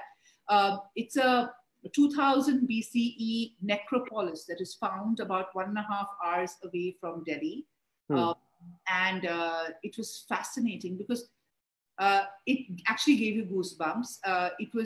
They found many skeletons, burials. 2-3 interesting things. They were women warriors with daggers, buried next to their head. There was beautiful inlay work under the tombs. They found a chariot over there. They found helmets. They found a smelting corner where they made metal. It was a copper hoard culture, which is also the Intach logo is the copper hoard logo, right? I mean, we've done a story on that. And this is a copper hoard culture. And it was 2000 BCE, which actually questioned a lot of the early dating of Indian history. And that's what is the other thing about Indian history, right? We have a lot of gray areas. So, you know, I'll tell you the futility of something like this. So this news came up, and the media went berserk, saying that, oh, the burial place of the Pandava Mahabharata war has been found. They linked it to Mahabharata. They said it was Madri was a warrior queen, and hence, you know, this must have been part of that. It was, you know, they just went ballistic with it. And it became like a tourist center with people coming and, you know, literally rummaging through the archaeological site to take things from Mahabharata times.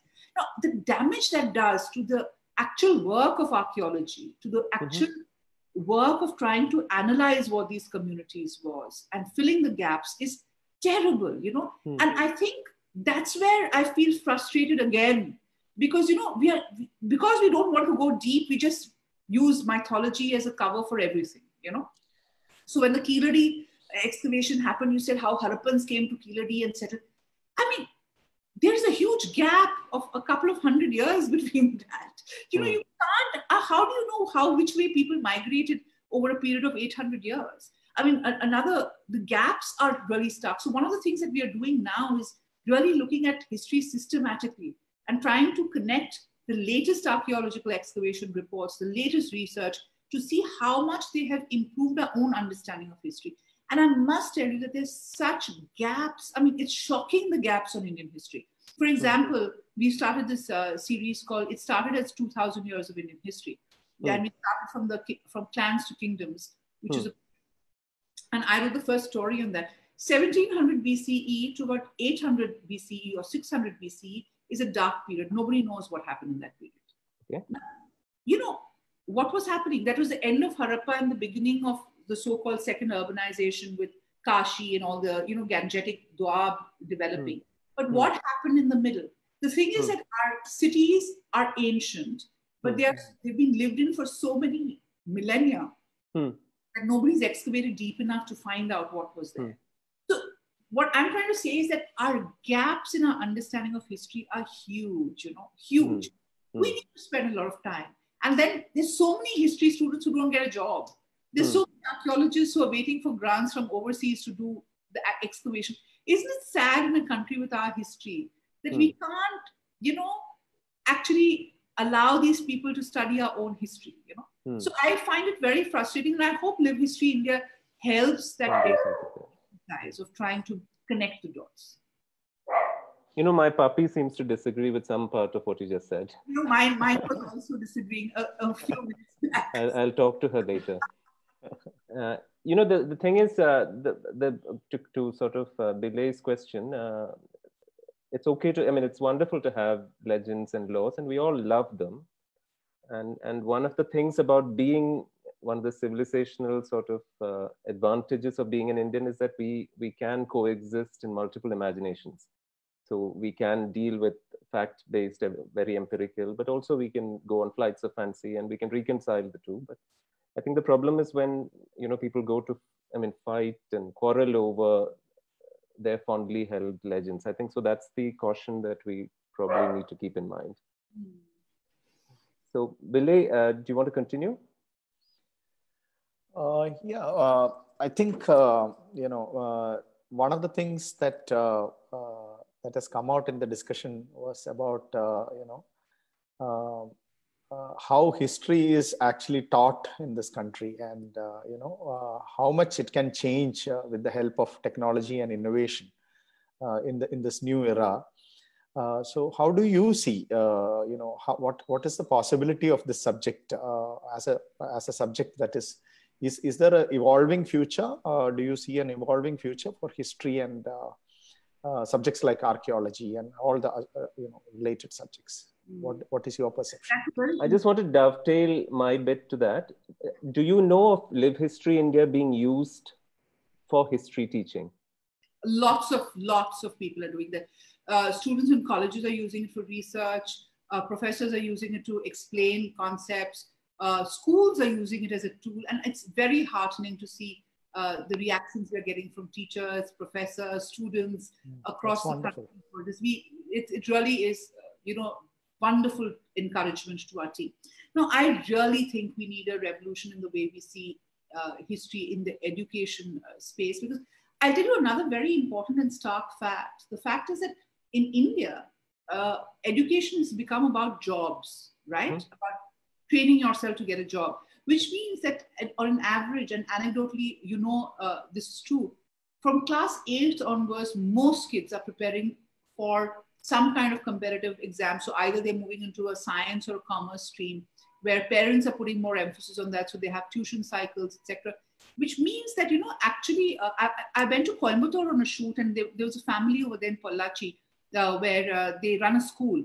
And this lady was telling me that, nobody takes arts in the 11th and 12th. And she was really frustrated, because she was saying no kid wants to study history, geography, economics. They all want to do science or commerce. And which also means by the class 8, people are disconnecting with history. And they are not getting any avenue of learning history. So why should history teaching be only in schools? Why should, as aware Indians, we not know about our history? Why should there be no other touch points of history? That means what you studied in school is the only interaction you have with history. And then you don't have any interaction. So that's a big problem. Second is, my endeavor increasingly is that if that's the practical fact, how can we make history so engaging for kids that even if they leave it in class 10, they always have a connection with it. They will learn it the right way. Because like me, they don't have to make a career out of it, but they can continue to have a passion for it, or they can always have an interest. So given that in mind, we've actually started doing some small books. The first book is The Swan Car of Nabha and other unusual stories from Indian history. I've seen that one, yeah. Part of our quirky history series. It's available on Amazon. We got a lovely endorsement from one of my favorite authors, Ruskin Bond, on it. And it's a fun book full of information, full of interesting insight into India's history, while also saying it in a fun way. So the second of that series is coming out. Our 2000 years of history is being converted into a book series again. And we are also now consciously working with organizations to develop school curriculum. And that's the unusual. We've got some fabulous, cartoon, the illustration book as well. And you can't imagine, there was a dog wedding in Junagadh about 100 years ago. When, by the way, Bilay, you'll be interested in knowing, the king of Junagadh, Nawab of Junagadh, had a golden retriever, Roshan Ara. Oh, wow. He was married off in all royal style to his prime minister's golden retriever. It's my favorite story. And he was a bit of an architecture geek also, wasn't he? Yeah, he was quite interesting. Like, it seems like the place where Bilay should move also, to. by the way, he was a man, his family was behind the Gir forest, the conservation. So he did good stuff also. But I mean, I can't complain. But Roshan Ara came in a palanquin, and there were 700 guests who came for the banquet. And then finally, when Junagadh, the Nawab decided to move to Pakistan, he left his wives and went with his dogs, and he had over 1,000 dogs. So he went with his favorite dogs. So it's a very interesting story, So what I'm trying to say is that this is what makes Indian history fun, right? Why should we be so serious about it? True. Why should we be so sanctimonious about our history? History is a living thing in a country as vibrant and beautiful as India. So, I mean, I think we should have fun with it. Just a small connection to that conversation.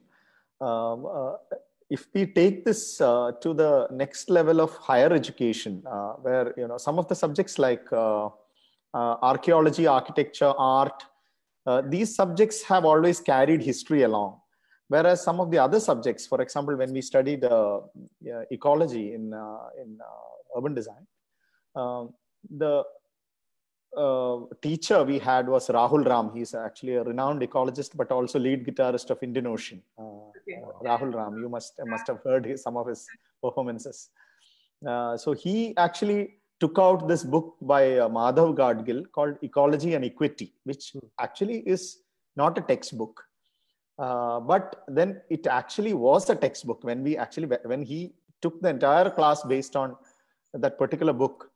And it talked about the history of environmental laws and various stages of environmental regulations and their evolution in independent India and also pre-independent India, and how it has resulted in many ways what we are facing today, so much of the climate crisis and the environmental crisis that we face in India in terms of unscientific mining and so many things. And also, so Madhav Gadgil expertly brought in the equity angle into it by bringing in social relevance and so many such things.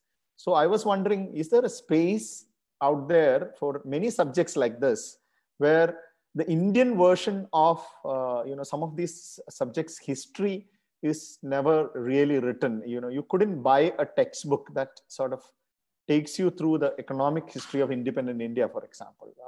There has been attempts by Dean Durace has written books on it. Amartya Sen has written books on it. But I think there has not been really a lot of research content on history at the higher education level as for India, I am saying, not international. Absolutely. In fact, one of the series that we are working on currently is the making of modern India. I mean, it's fascinating, because our history ends in 1947 with a great twist of destiny, speech by Nehru. But the fact is that there's a lot of stuff that has happened after. And, when I wrote my book, I realized how much we didn't know about our history. So that's the other thing that we are doing. One related area is really interdisciplinary aspect of history, right? One thing that I would really like to note is we spoke about Kalinga and the mining connection. Geology plays a very big role. Economics plays a very big role.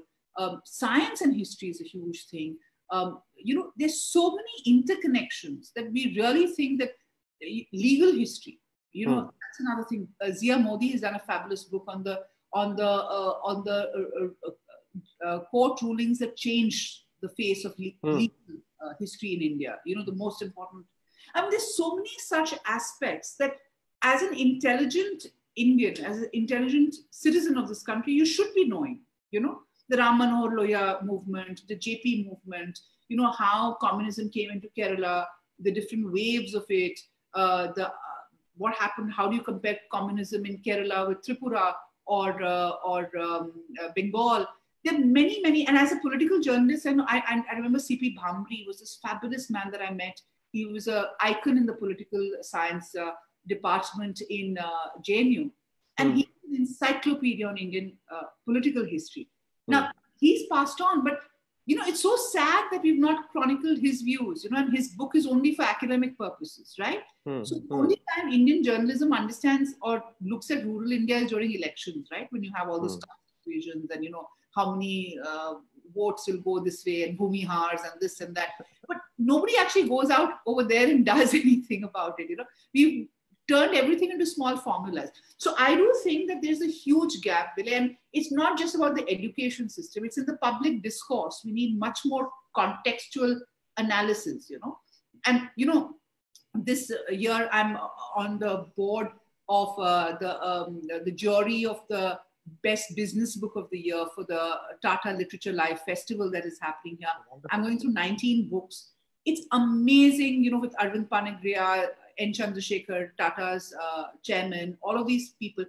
It's amazing how much great brain power we have in this country, how we can identify the solutions to the problems. But the fact is that it's, again, becoming an echo chamber where we are talking to each other.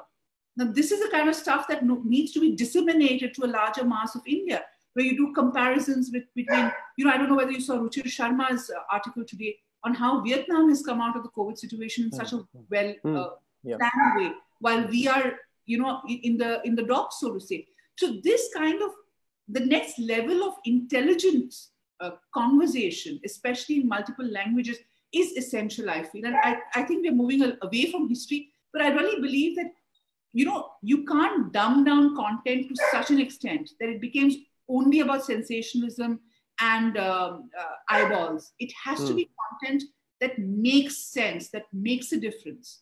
And I think that's what we want to do. We want to get people engaged with history so that they understand that we might be having fun around it, but there's a very serious mission behind this. The serious mission is that we don't want to keep history in a small, tight group of history buffs. We want to expand the universe of history so that people in communities understand the value of protecting their communities. So I must tell you, one very interesting fact that I must point out in this thing is, I was looking at the tourism numbers in 2019, and I must share this with you to tell you how stark the problem is. In 2019, India got 10.8 million foreign tourists. Okay. This was the year before COVID, so people were traveling normally. In the same year, China got 108 million foreign tourists. Now you can say India, China, we don't want to compare. But Vietnam, which is a country which is just bigger than Maharashtra, just somewhat bigger, got 18 million tourists, foreign tourists. Wow. India has fallen off the map. Let's be very clear about it. India has fallen off the tourism map. Okay. Now, I believe that forget foreigners, Indians need to see India. In the same year, 2019, 23 million Indians went overseas to travel. Now, can't we encourage, especially when we're trying to come out of the situation, encourage local tourism? Imagine what local tourism can do for the economy. It creates, even in these abysmal numbers, 10% of India's employment is generated through tourism. Now, tourism for me is not a vague commercial concept, but I believe every monument, every area, if it becomes economically viable, if communities around the area understand the importance of that area, they will nurture it better. They will protect it better. And I think the local communities need to understand the value of their history.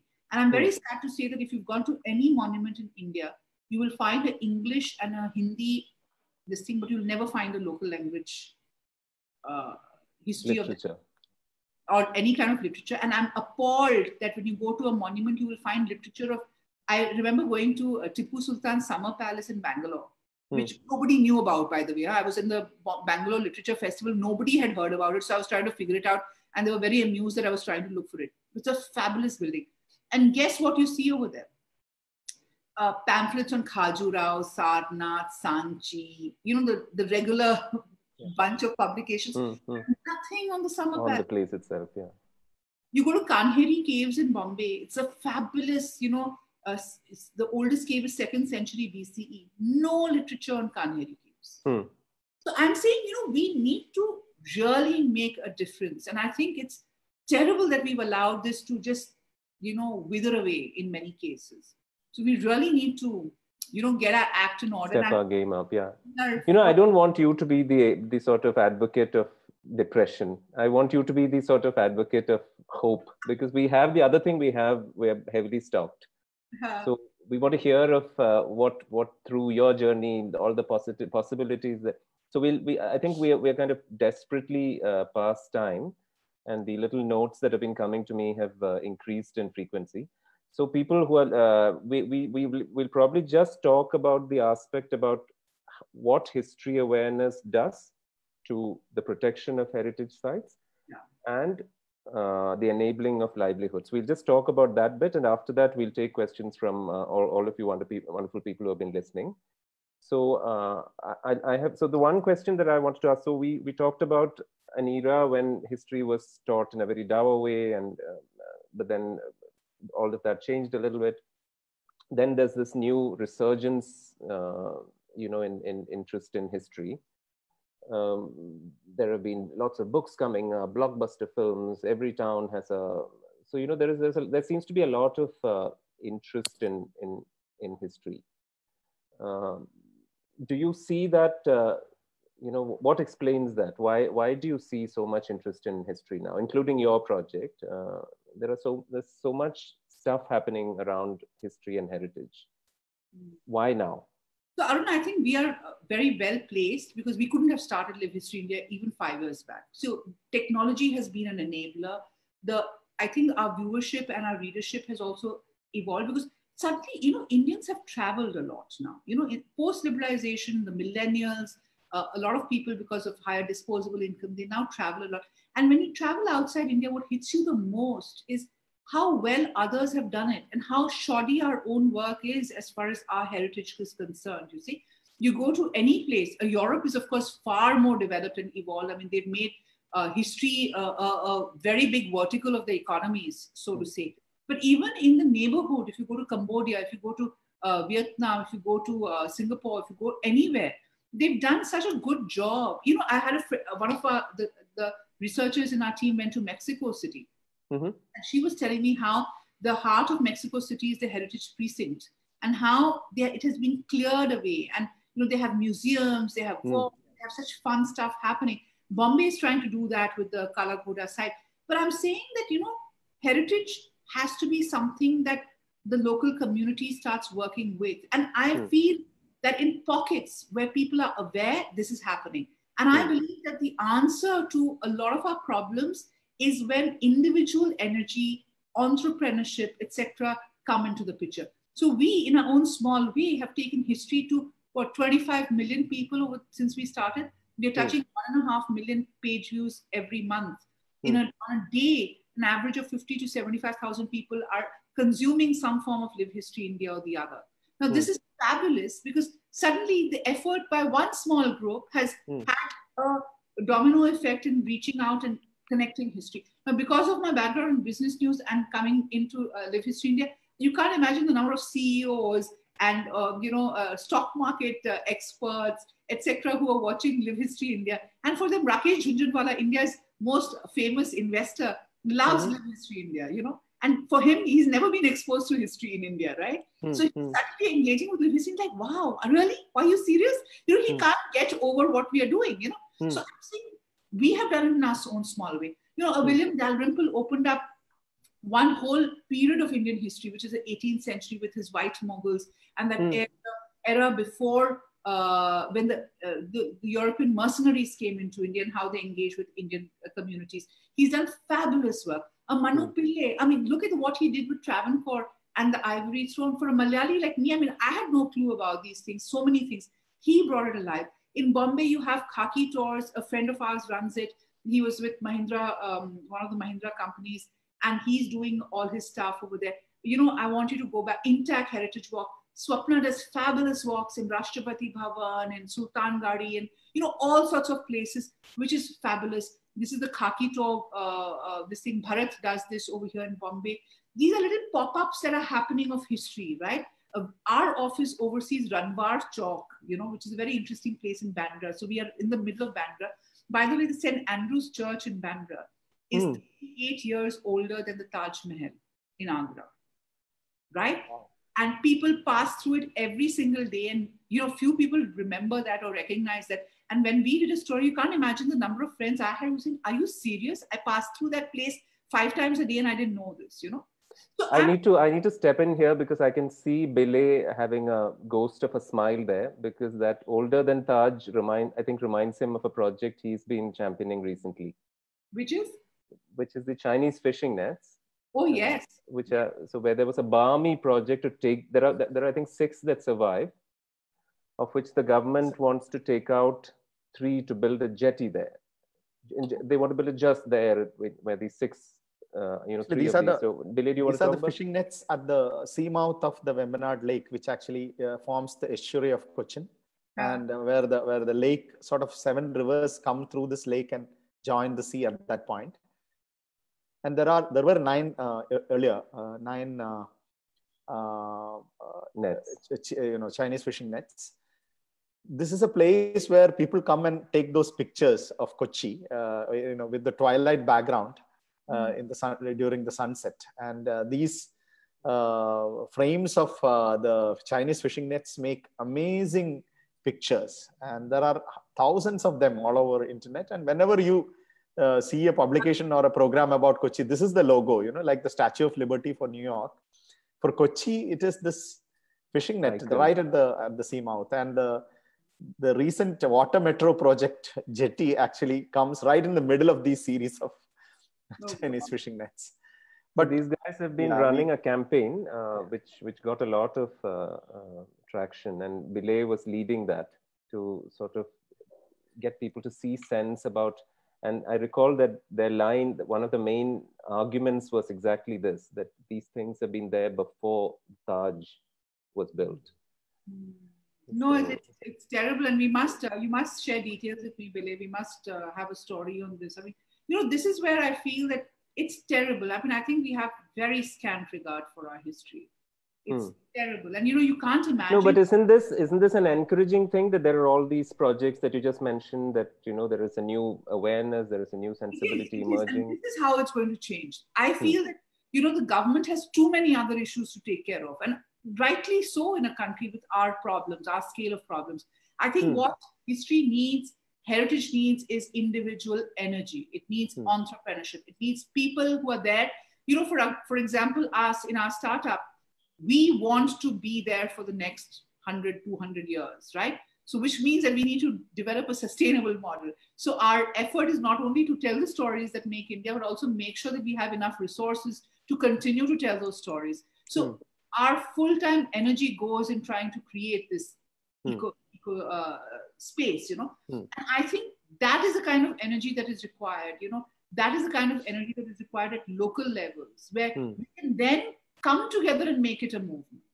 So I keep saying that, you know, everybody should see Live History India as a platform for the good work that is being done on history, on heritage, on revival. You know, this is a collaborative effort, you know, like we have done collaborations on our print side, on our article side with individual collaborators. We should work together, because at the end of the day, the power, and having been in the media for 18 years, I can tell you the power of the media is immense, because you're creating public awareness, you're creating opinion, you're creating, you know, a wave. And I think we need to do that. It can't be, we don't have the time to keep it as isolated islands anymore, you know? So I think Bilay has one more question that I know he has. After that, we'll take questions from people who are viewing. So Bilay, do you want to go for your... No, I was, this was kind of... No, so sorry. So I'm so sorry. What I was trying to say was, if you have questions to ask Minnie, and please keep the questions ready, so that immediately after Bilay has, the next question's over, we can do a short bout of questions from all of you guys. So please type them into the Q&A and sort of keep them ready. Bilay, sorry for interrupting. Go on. No. So do you see all this new interest and energy that is, translating to better preservation and management of heritage sites? And will Live History India take a lead role in, for example, in documentation, which you are already doing in a certain way, conservation and the management of heritage sites? You know, these are areas where India is lacking in a huge way. And would you see Live History India taking a role in these areas? Of course. Also, Minnie, to dovetail to that, ultimately all of these things in the world we live in, they have to be linked to revenue opportunities, livelihood opportunities, or else they don't become sustainable. Thoughts on how you see that happening, examples that you're aware of, so that people are inspired and not despondent, as we always are in heritage conversations. Yeah, absolutely. We have to have a solutions-based approach, Arun, and relate to problems. Now, I think I completely agree. We need to quit complaining. I mean, it's not going to work. You know, I mean, you can be spending a whole lifetime complaining about issues and nothing will happen. But can we look at case studies of what has worked and replicate those case studies? You know, for example, you were talking about Intach's work in Raghurajpur, in Odisha. Fantastic initiative, right? Kala Festival, fantastic initiative. The Museris project, fantastic initiative. Look at what Kerala has done in pockets with tourism, right? I'm saying that we need to constantly develop such narratives. People travel for stories, for experiences, for getting immersed in cultures, or that, Gujarat does a fabulous job with it as well. The second thing is, how do we enable these people? For example, by default, we do a lot of work on the arts and crafts of India because we believe that they are part of our living legacy. One of the first documentary series we did was on the weaves of India, which made India famous through history. So this included the Kanchipuram, the Banarasi, the Palakkad, the Patan Patola, etc. And over a period of 3 years, our engagement with the space has become so deep that we are actually partnering with someone to set up a e-commerce website to connect these fabulous artisans with the marketplace. Because, no matter how much storytelling you do, the fact is that these people need to sell their products because so much of effort goes into each of these products. Now, while you might go and buy a Gucci bag and a Louis Vuitton bag, which so many Indians are now doing, why can't you buy a Baluchari sari or a Baluchari stole, which is perhaps more precious, but it's just that nobody has told the story of these people, And so the story. So that picture that we just, I'm so sorry for interrupting. I just spied that image, which is that wonderful project that Jaya Jetli had led to create craft maps of India. I feel, that generation of Kapila Vatsya and Pupul Jayakar, Jaya Jetli, they did a fabulous job, because if they hadn't intervened, we would have lost a lot of these things. But now the job should be to take these people out of subsistence living into to actually economic growth, right? So when I go to Banaras, I spent a lot of time in Banaras actually, and I made a lot of friends in the community over there, weavers. And what I found very stark, which is very sad, is that you have all the top designers of India and your Gudarats and all of these people going and buying Banarasis, which they sell and retail at very high prices. But the weaver, the actual weaver in Banaras is still working in pit looms in dingy rooms without electricity in most days. Why should it be that the cream is taken only by the people who are at the market end and not at the weaver end? You go to a Florence, or you go to a Venice, or you go to any place where handcrafted work is so prized, it's so appreciated, you know who these artisans are. In India, we have scant regard for these people. It's the more the designer and the revivalist who's the hero. It's not the artisan. So I really think that part of this is the storytelling. So one of the great interventions we did was with Gujarat government. We traced the story of this family in Kutch, which works on the Rogan. Okay? Rogan is an art form which came from Sindh and that whole area. There's only one family that does it. It's a very arduous process to make it. Amazon saw the film on Live History India, connected with Abdul Ghafoor Bhai. They are doing work with him now. So, these are the connections we want to draw. So it has to be mainstream. We need to find solutions. Artisans need a marketplace. Can we create a marketplace?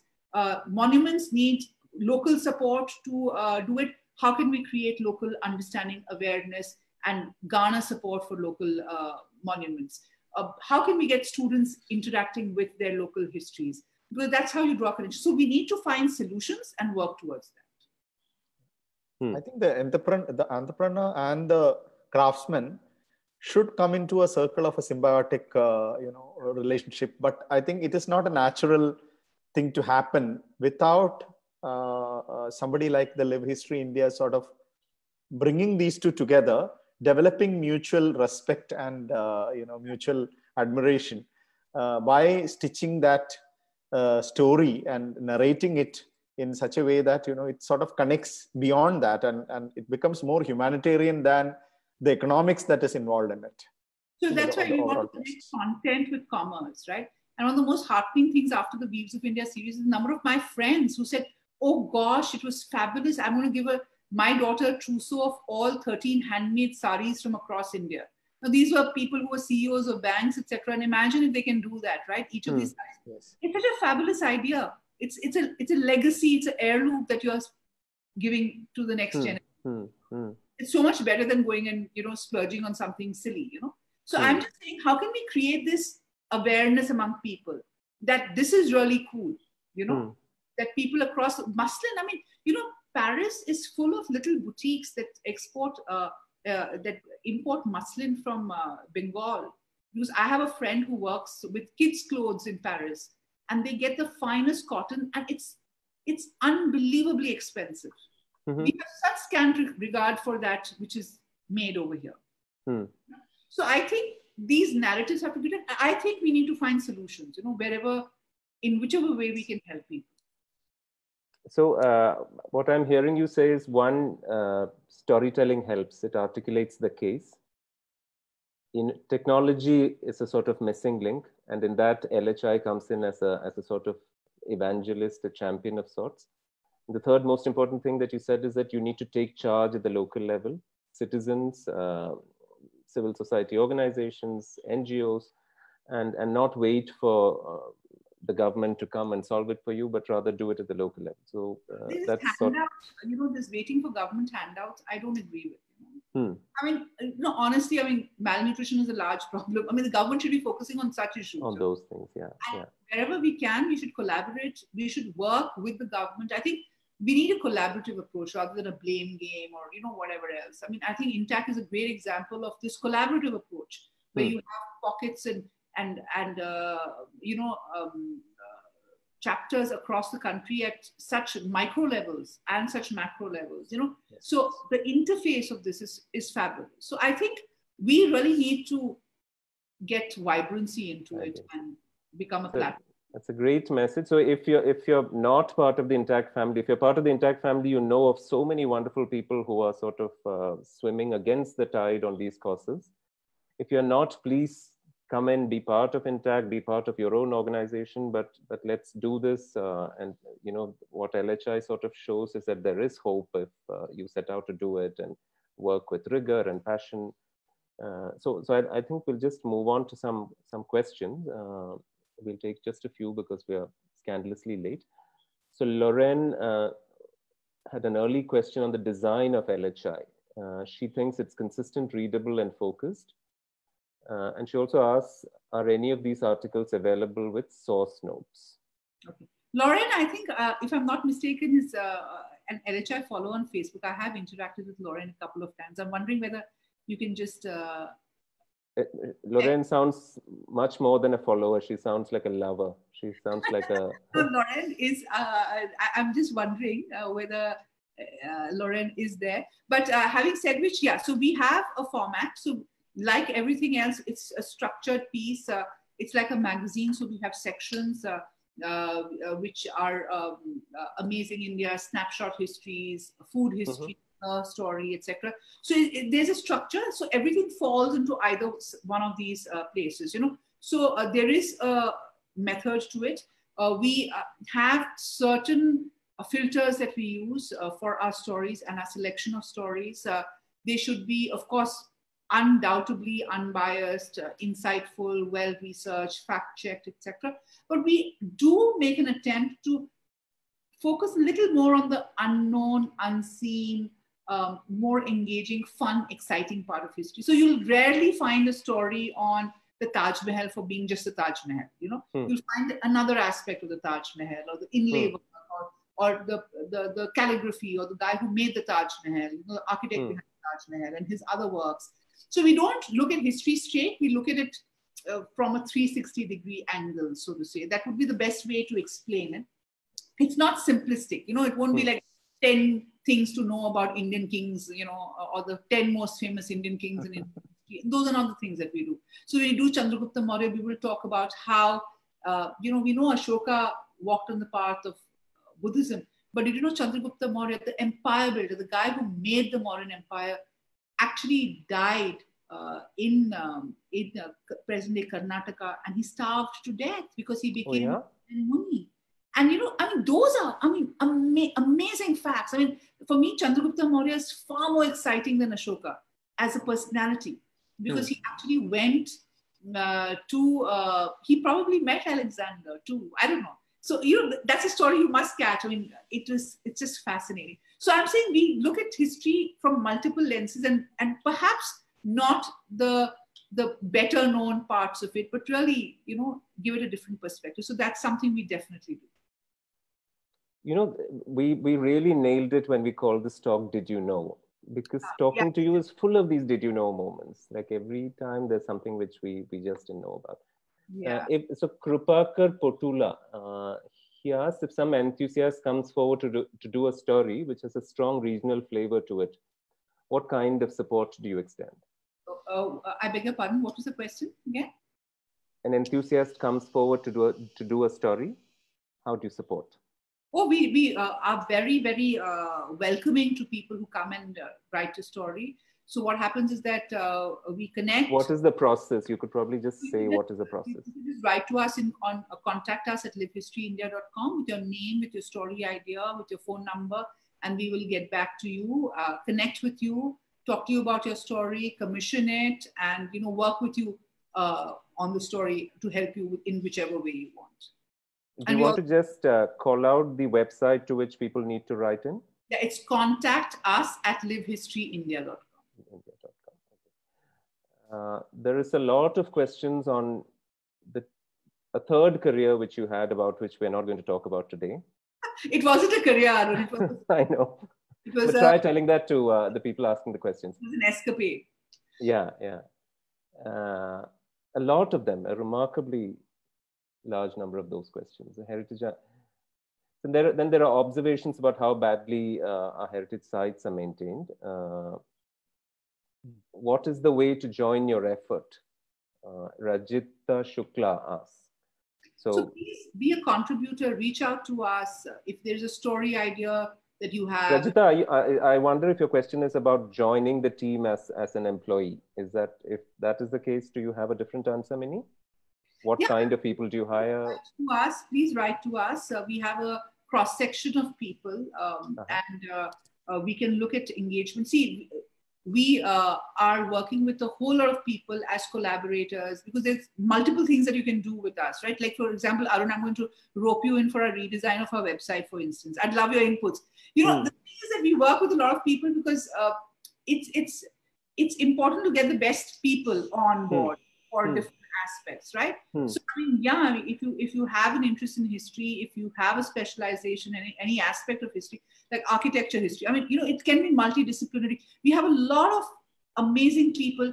We have scientists who write for us on science history. And that's not something that anybody would just know about, right? We have musicologists who write for us on music history. You know, we have all sorts of people writing for us. So we'd love it. We'd love to have a multidisciplinary approach to writing history. You know, I get a sense that one of the hardest parts of your job is to choose, because there must be so many things you must be sort of... We've never run out of stories, Arun. I mean, that's one thing for sure. And the other thing is that, the biggest problem is how to keep the story shorter and shorter. Like now our History of India series is going to 4,000, 5,000 word stories. So I get a lot of flack for saying that, why are you having such long stories? But my logic to it, or even films, right? You know, for example, a lot of people, it goes against the grain on YouTube to have longish documentary films, right? So a lot of people say, why can't you say the story in 3 minutes? Why do you? But I'm like, why are we not saying the full story? How many times have you heard the story of Shah Jahanabad? Why should it be 45 minutes? If you want to listen to it for 10 minutes, listen to it and get back to it later.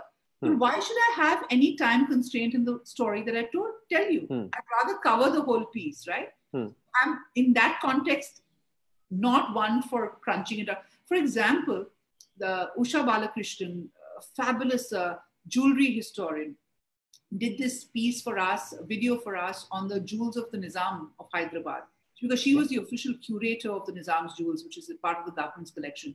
It was what, a 40-minute piece? It's got 220,000 views and it continues to garner those kind of views, you know.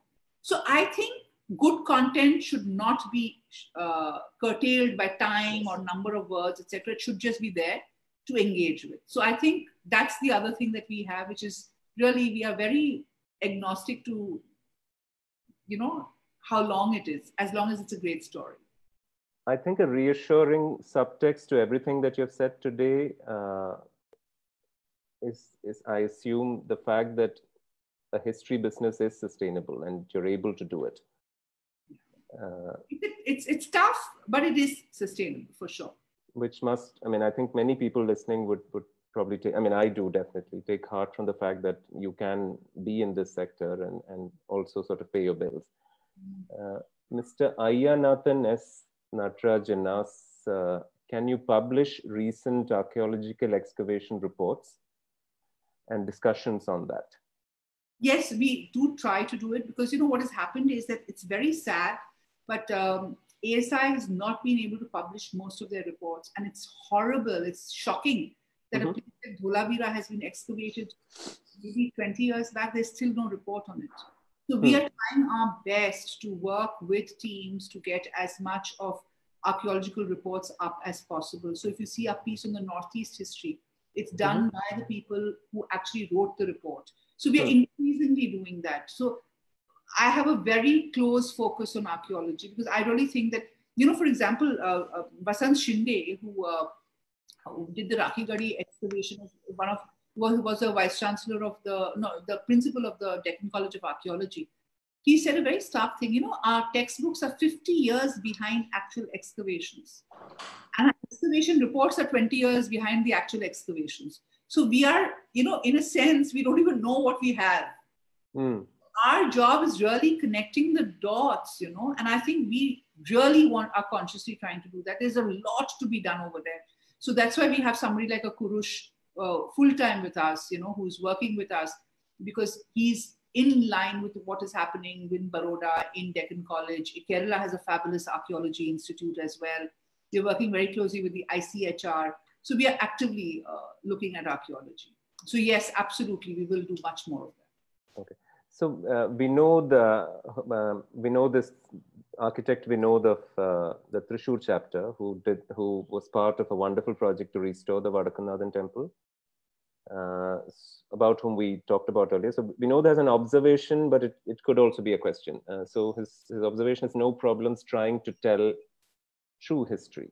So I think he's indicating that there is sort of somewhat well-meaning obfuscation, or sometimes not well-meaning obfuscation of history and the linkages of politics and history. I think that's what he, I think the question must have come when you were talking about Mr. Oak. Yeah, so, I think our job is to put out the facts, well-researched, from respectable people, balance stories, look at the narrative in its holistic sense. Our job is not to be a platform for any kind of biases, any kind of personal agendas. And that's how we select stories, and that's how we select contributors. Mm-hmm. So I think I'm very proud of the fact that everybody who writes for Live History India, and I can vouch for that, everybody who writes for Live History India, all our contributors have a singular thing in common. They're passionate about history and they have no agendas in it. So we are very conscious of that, because it's very frustrating to see how history is being used as a political tool, as a divisive tool. And it's really sad because as a student of history, there are only three things that are actually truths in history. That there are no black and whites, there are no heroes and villains. You have to see it in the context of the time and space. The second is that, everybody has a personal connection with history. And you can't use your personal biases to impose your views on others on what you think is history, right? And the third is human nature is vile, power corrupts. Those are truisms in life. And I think the best time to be living, so there's always this narrative about how things were great in the past and not so good now. But I can tell you that this is the best time to be alive.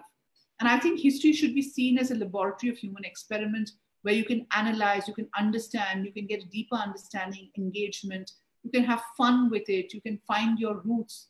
But I think we should also see that there are a lot of things that were wrong in history, especially when it comes to the way women were treated, for instance, in most of the country. Casteism, communal violence, all those were terrible things.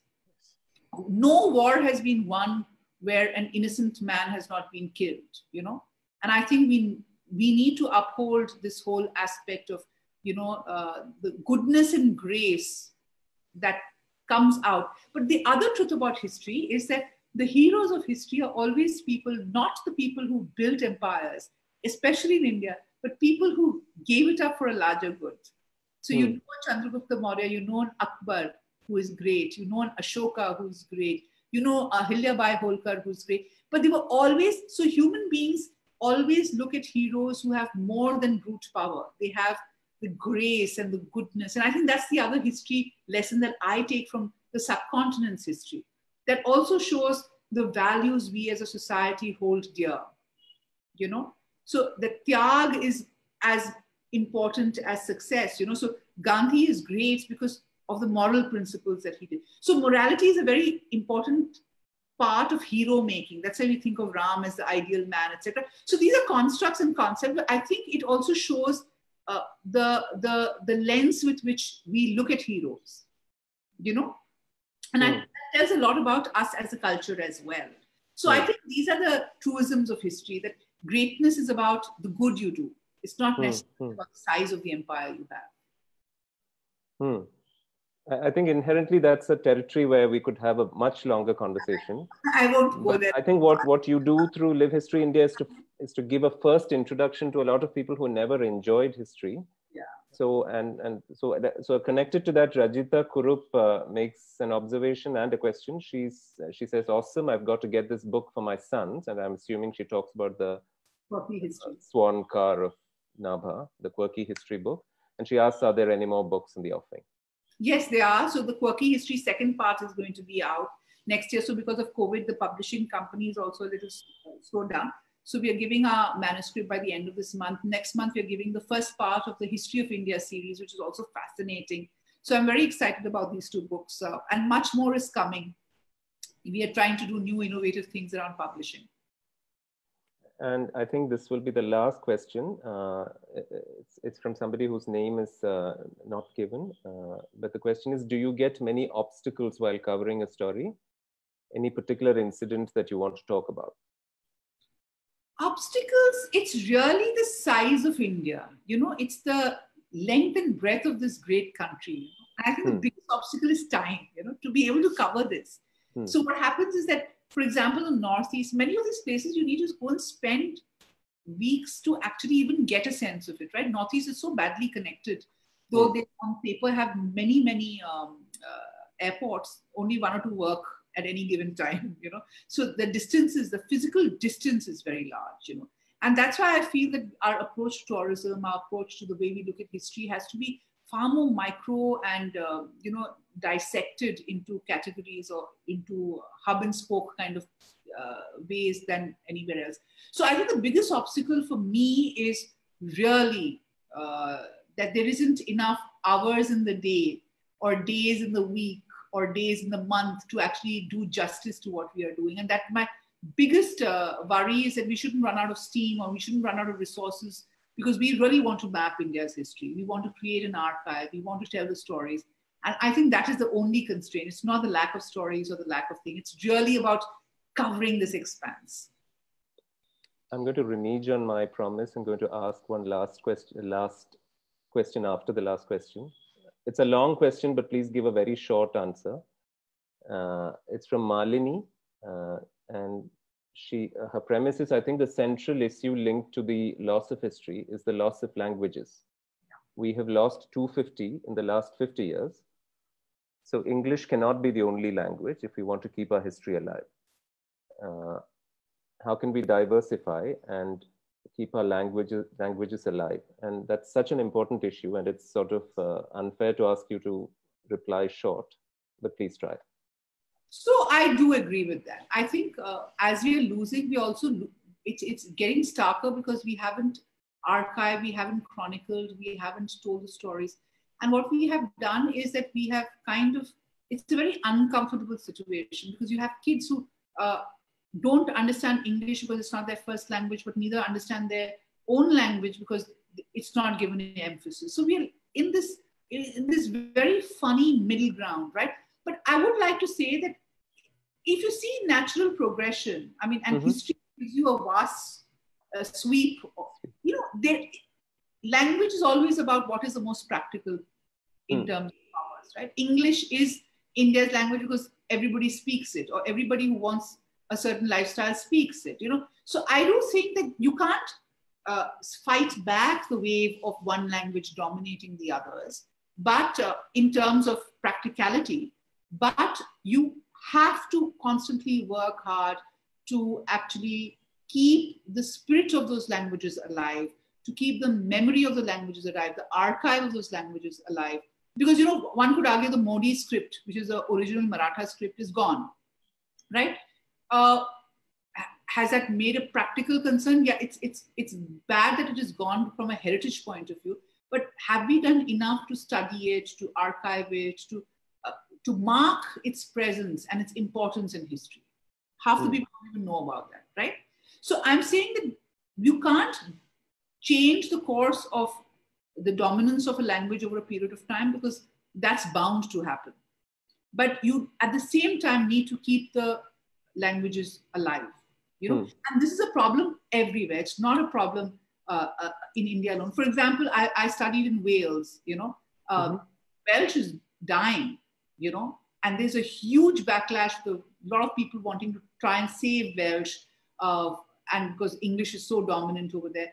So this fight, in France, they have lost all the nuances, all the subsects of languages, of district or region specific nuances are all gone. This is a trend across the world. But how can you archive what we have? In India, of course, it's not that stark a problem because our languages are still very vibrant. Our languages are still wholesome, and there are a number of people actually pursuing. No, I think Malini also indicates many of the lesser languages which are dying at an alarming rate. But that, so I think the problem is keenest in India, where we have most number of languages, I think. Yeah.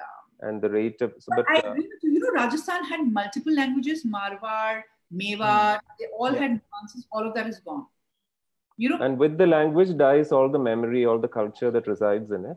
And so, that is why I think that whole local awareness, that pride in your roots, in your engagement with your own history, micro histories.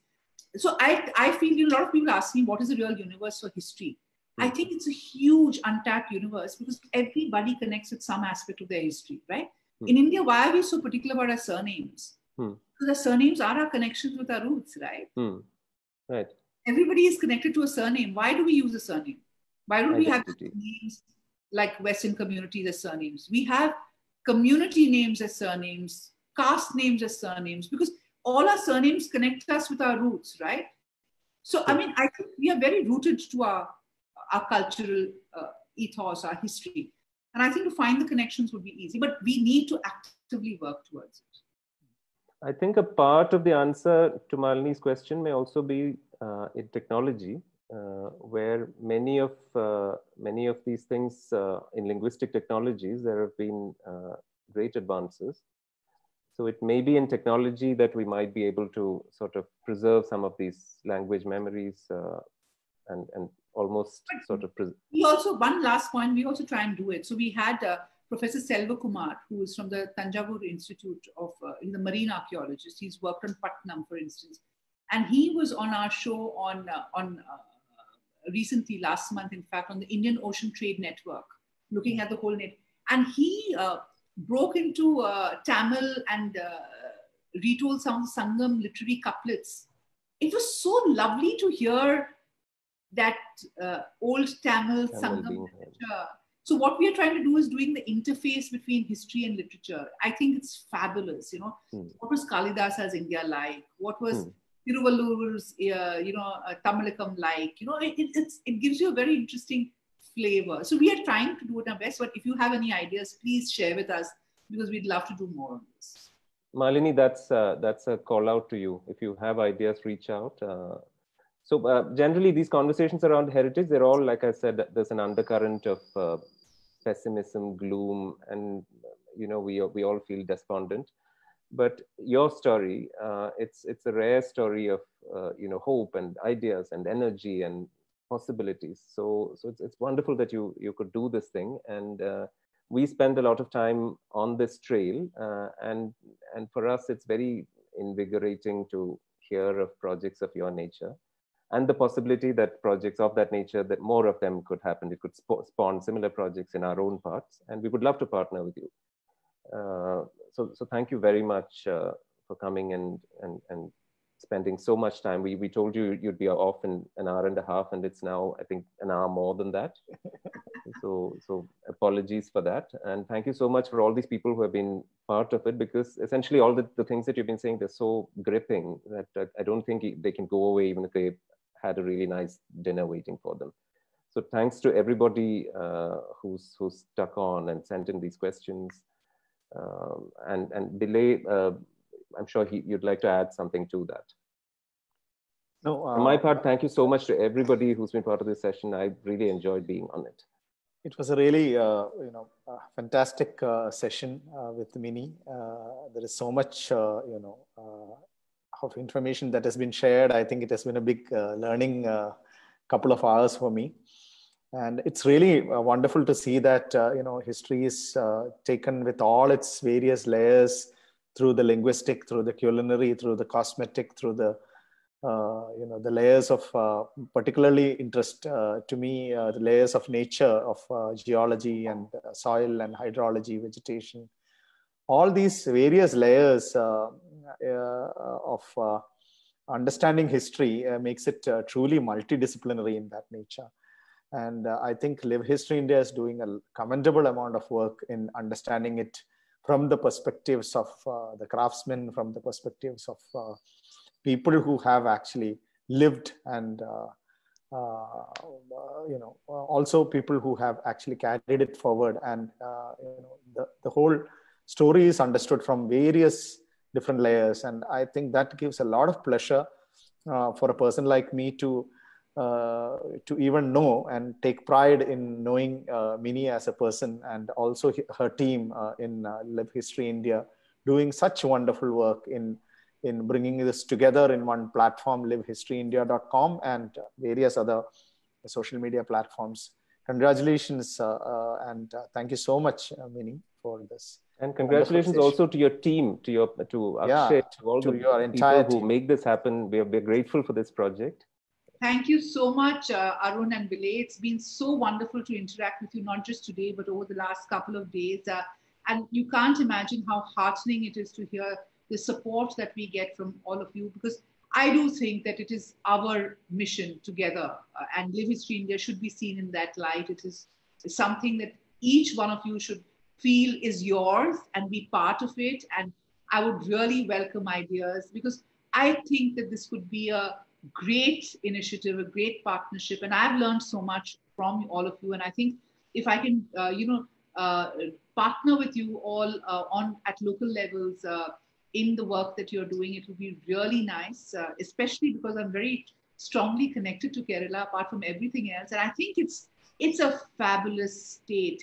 I think the levels of, every time I go back there, I'm wowed by it. It's beautiful. And it's also such a iteration. You must see our story on how it was a gateway to faith. And I think it's fascinating. In 1 kilometer radius, you have India's oldest synagogue, oldest mosque, oldest church, some of the oldest temples. And I think this is the spirit of India. And I think, so I'm really completely blown by it. So that apart, I'm saying that we must work together. I'd love to. Please. We will be pitching stories at you. We would like you to be here whenever it's possible for you to travel. And we must do something. Yeah. We would love to have you come and flash that wonderful Malayalam on one of the videos. Yeah. But for now, have a great week ahead. We have stolen a bit of a large part of your weekend. To everybody who's still online, have a great week ahead, and good night. Thank you. Good night. Thank you so much. Bye. Thank you. Bye.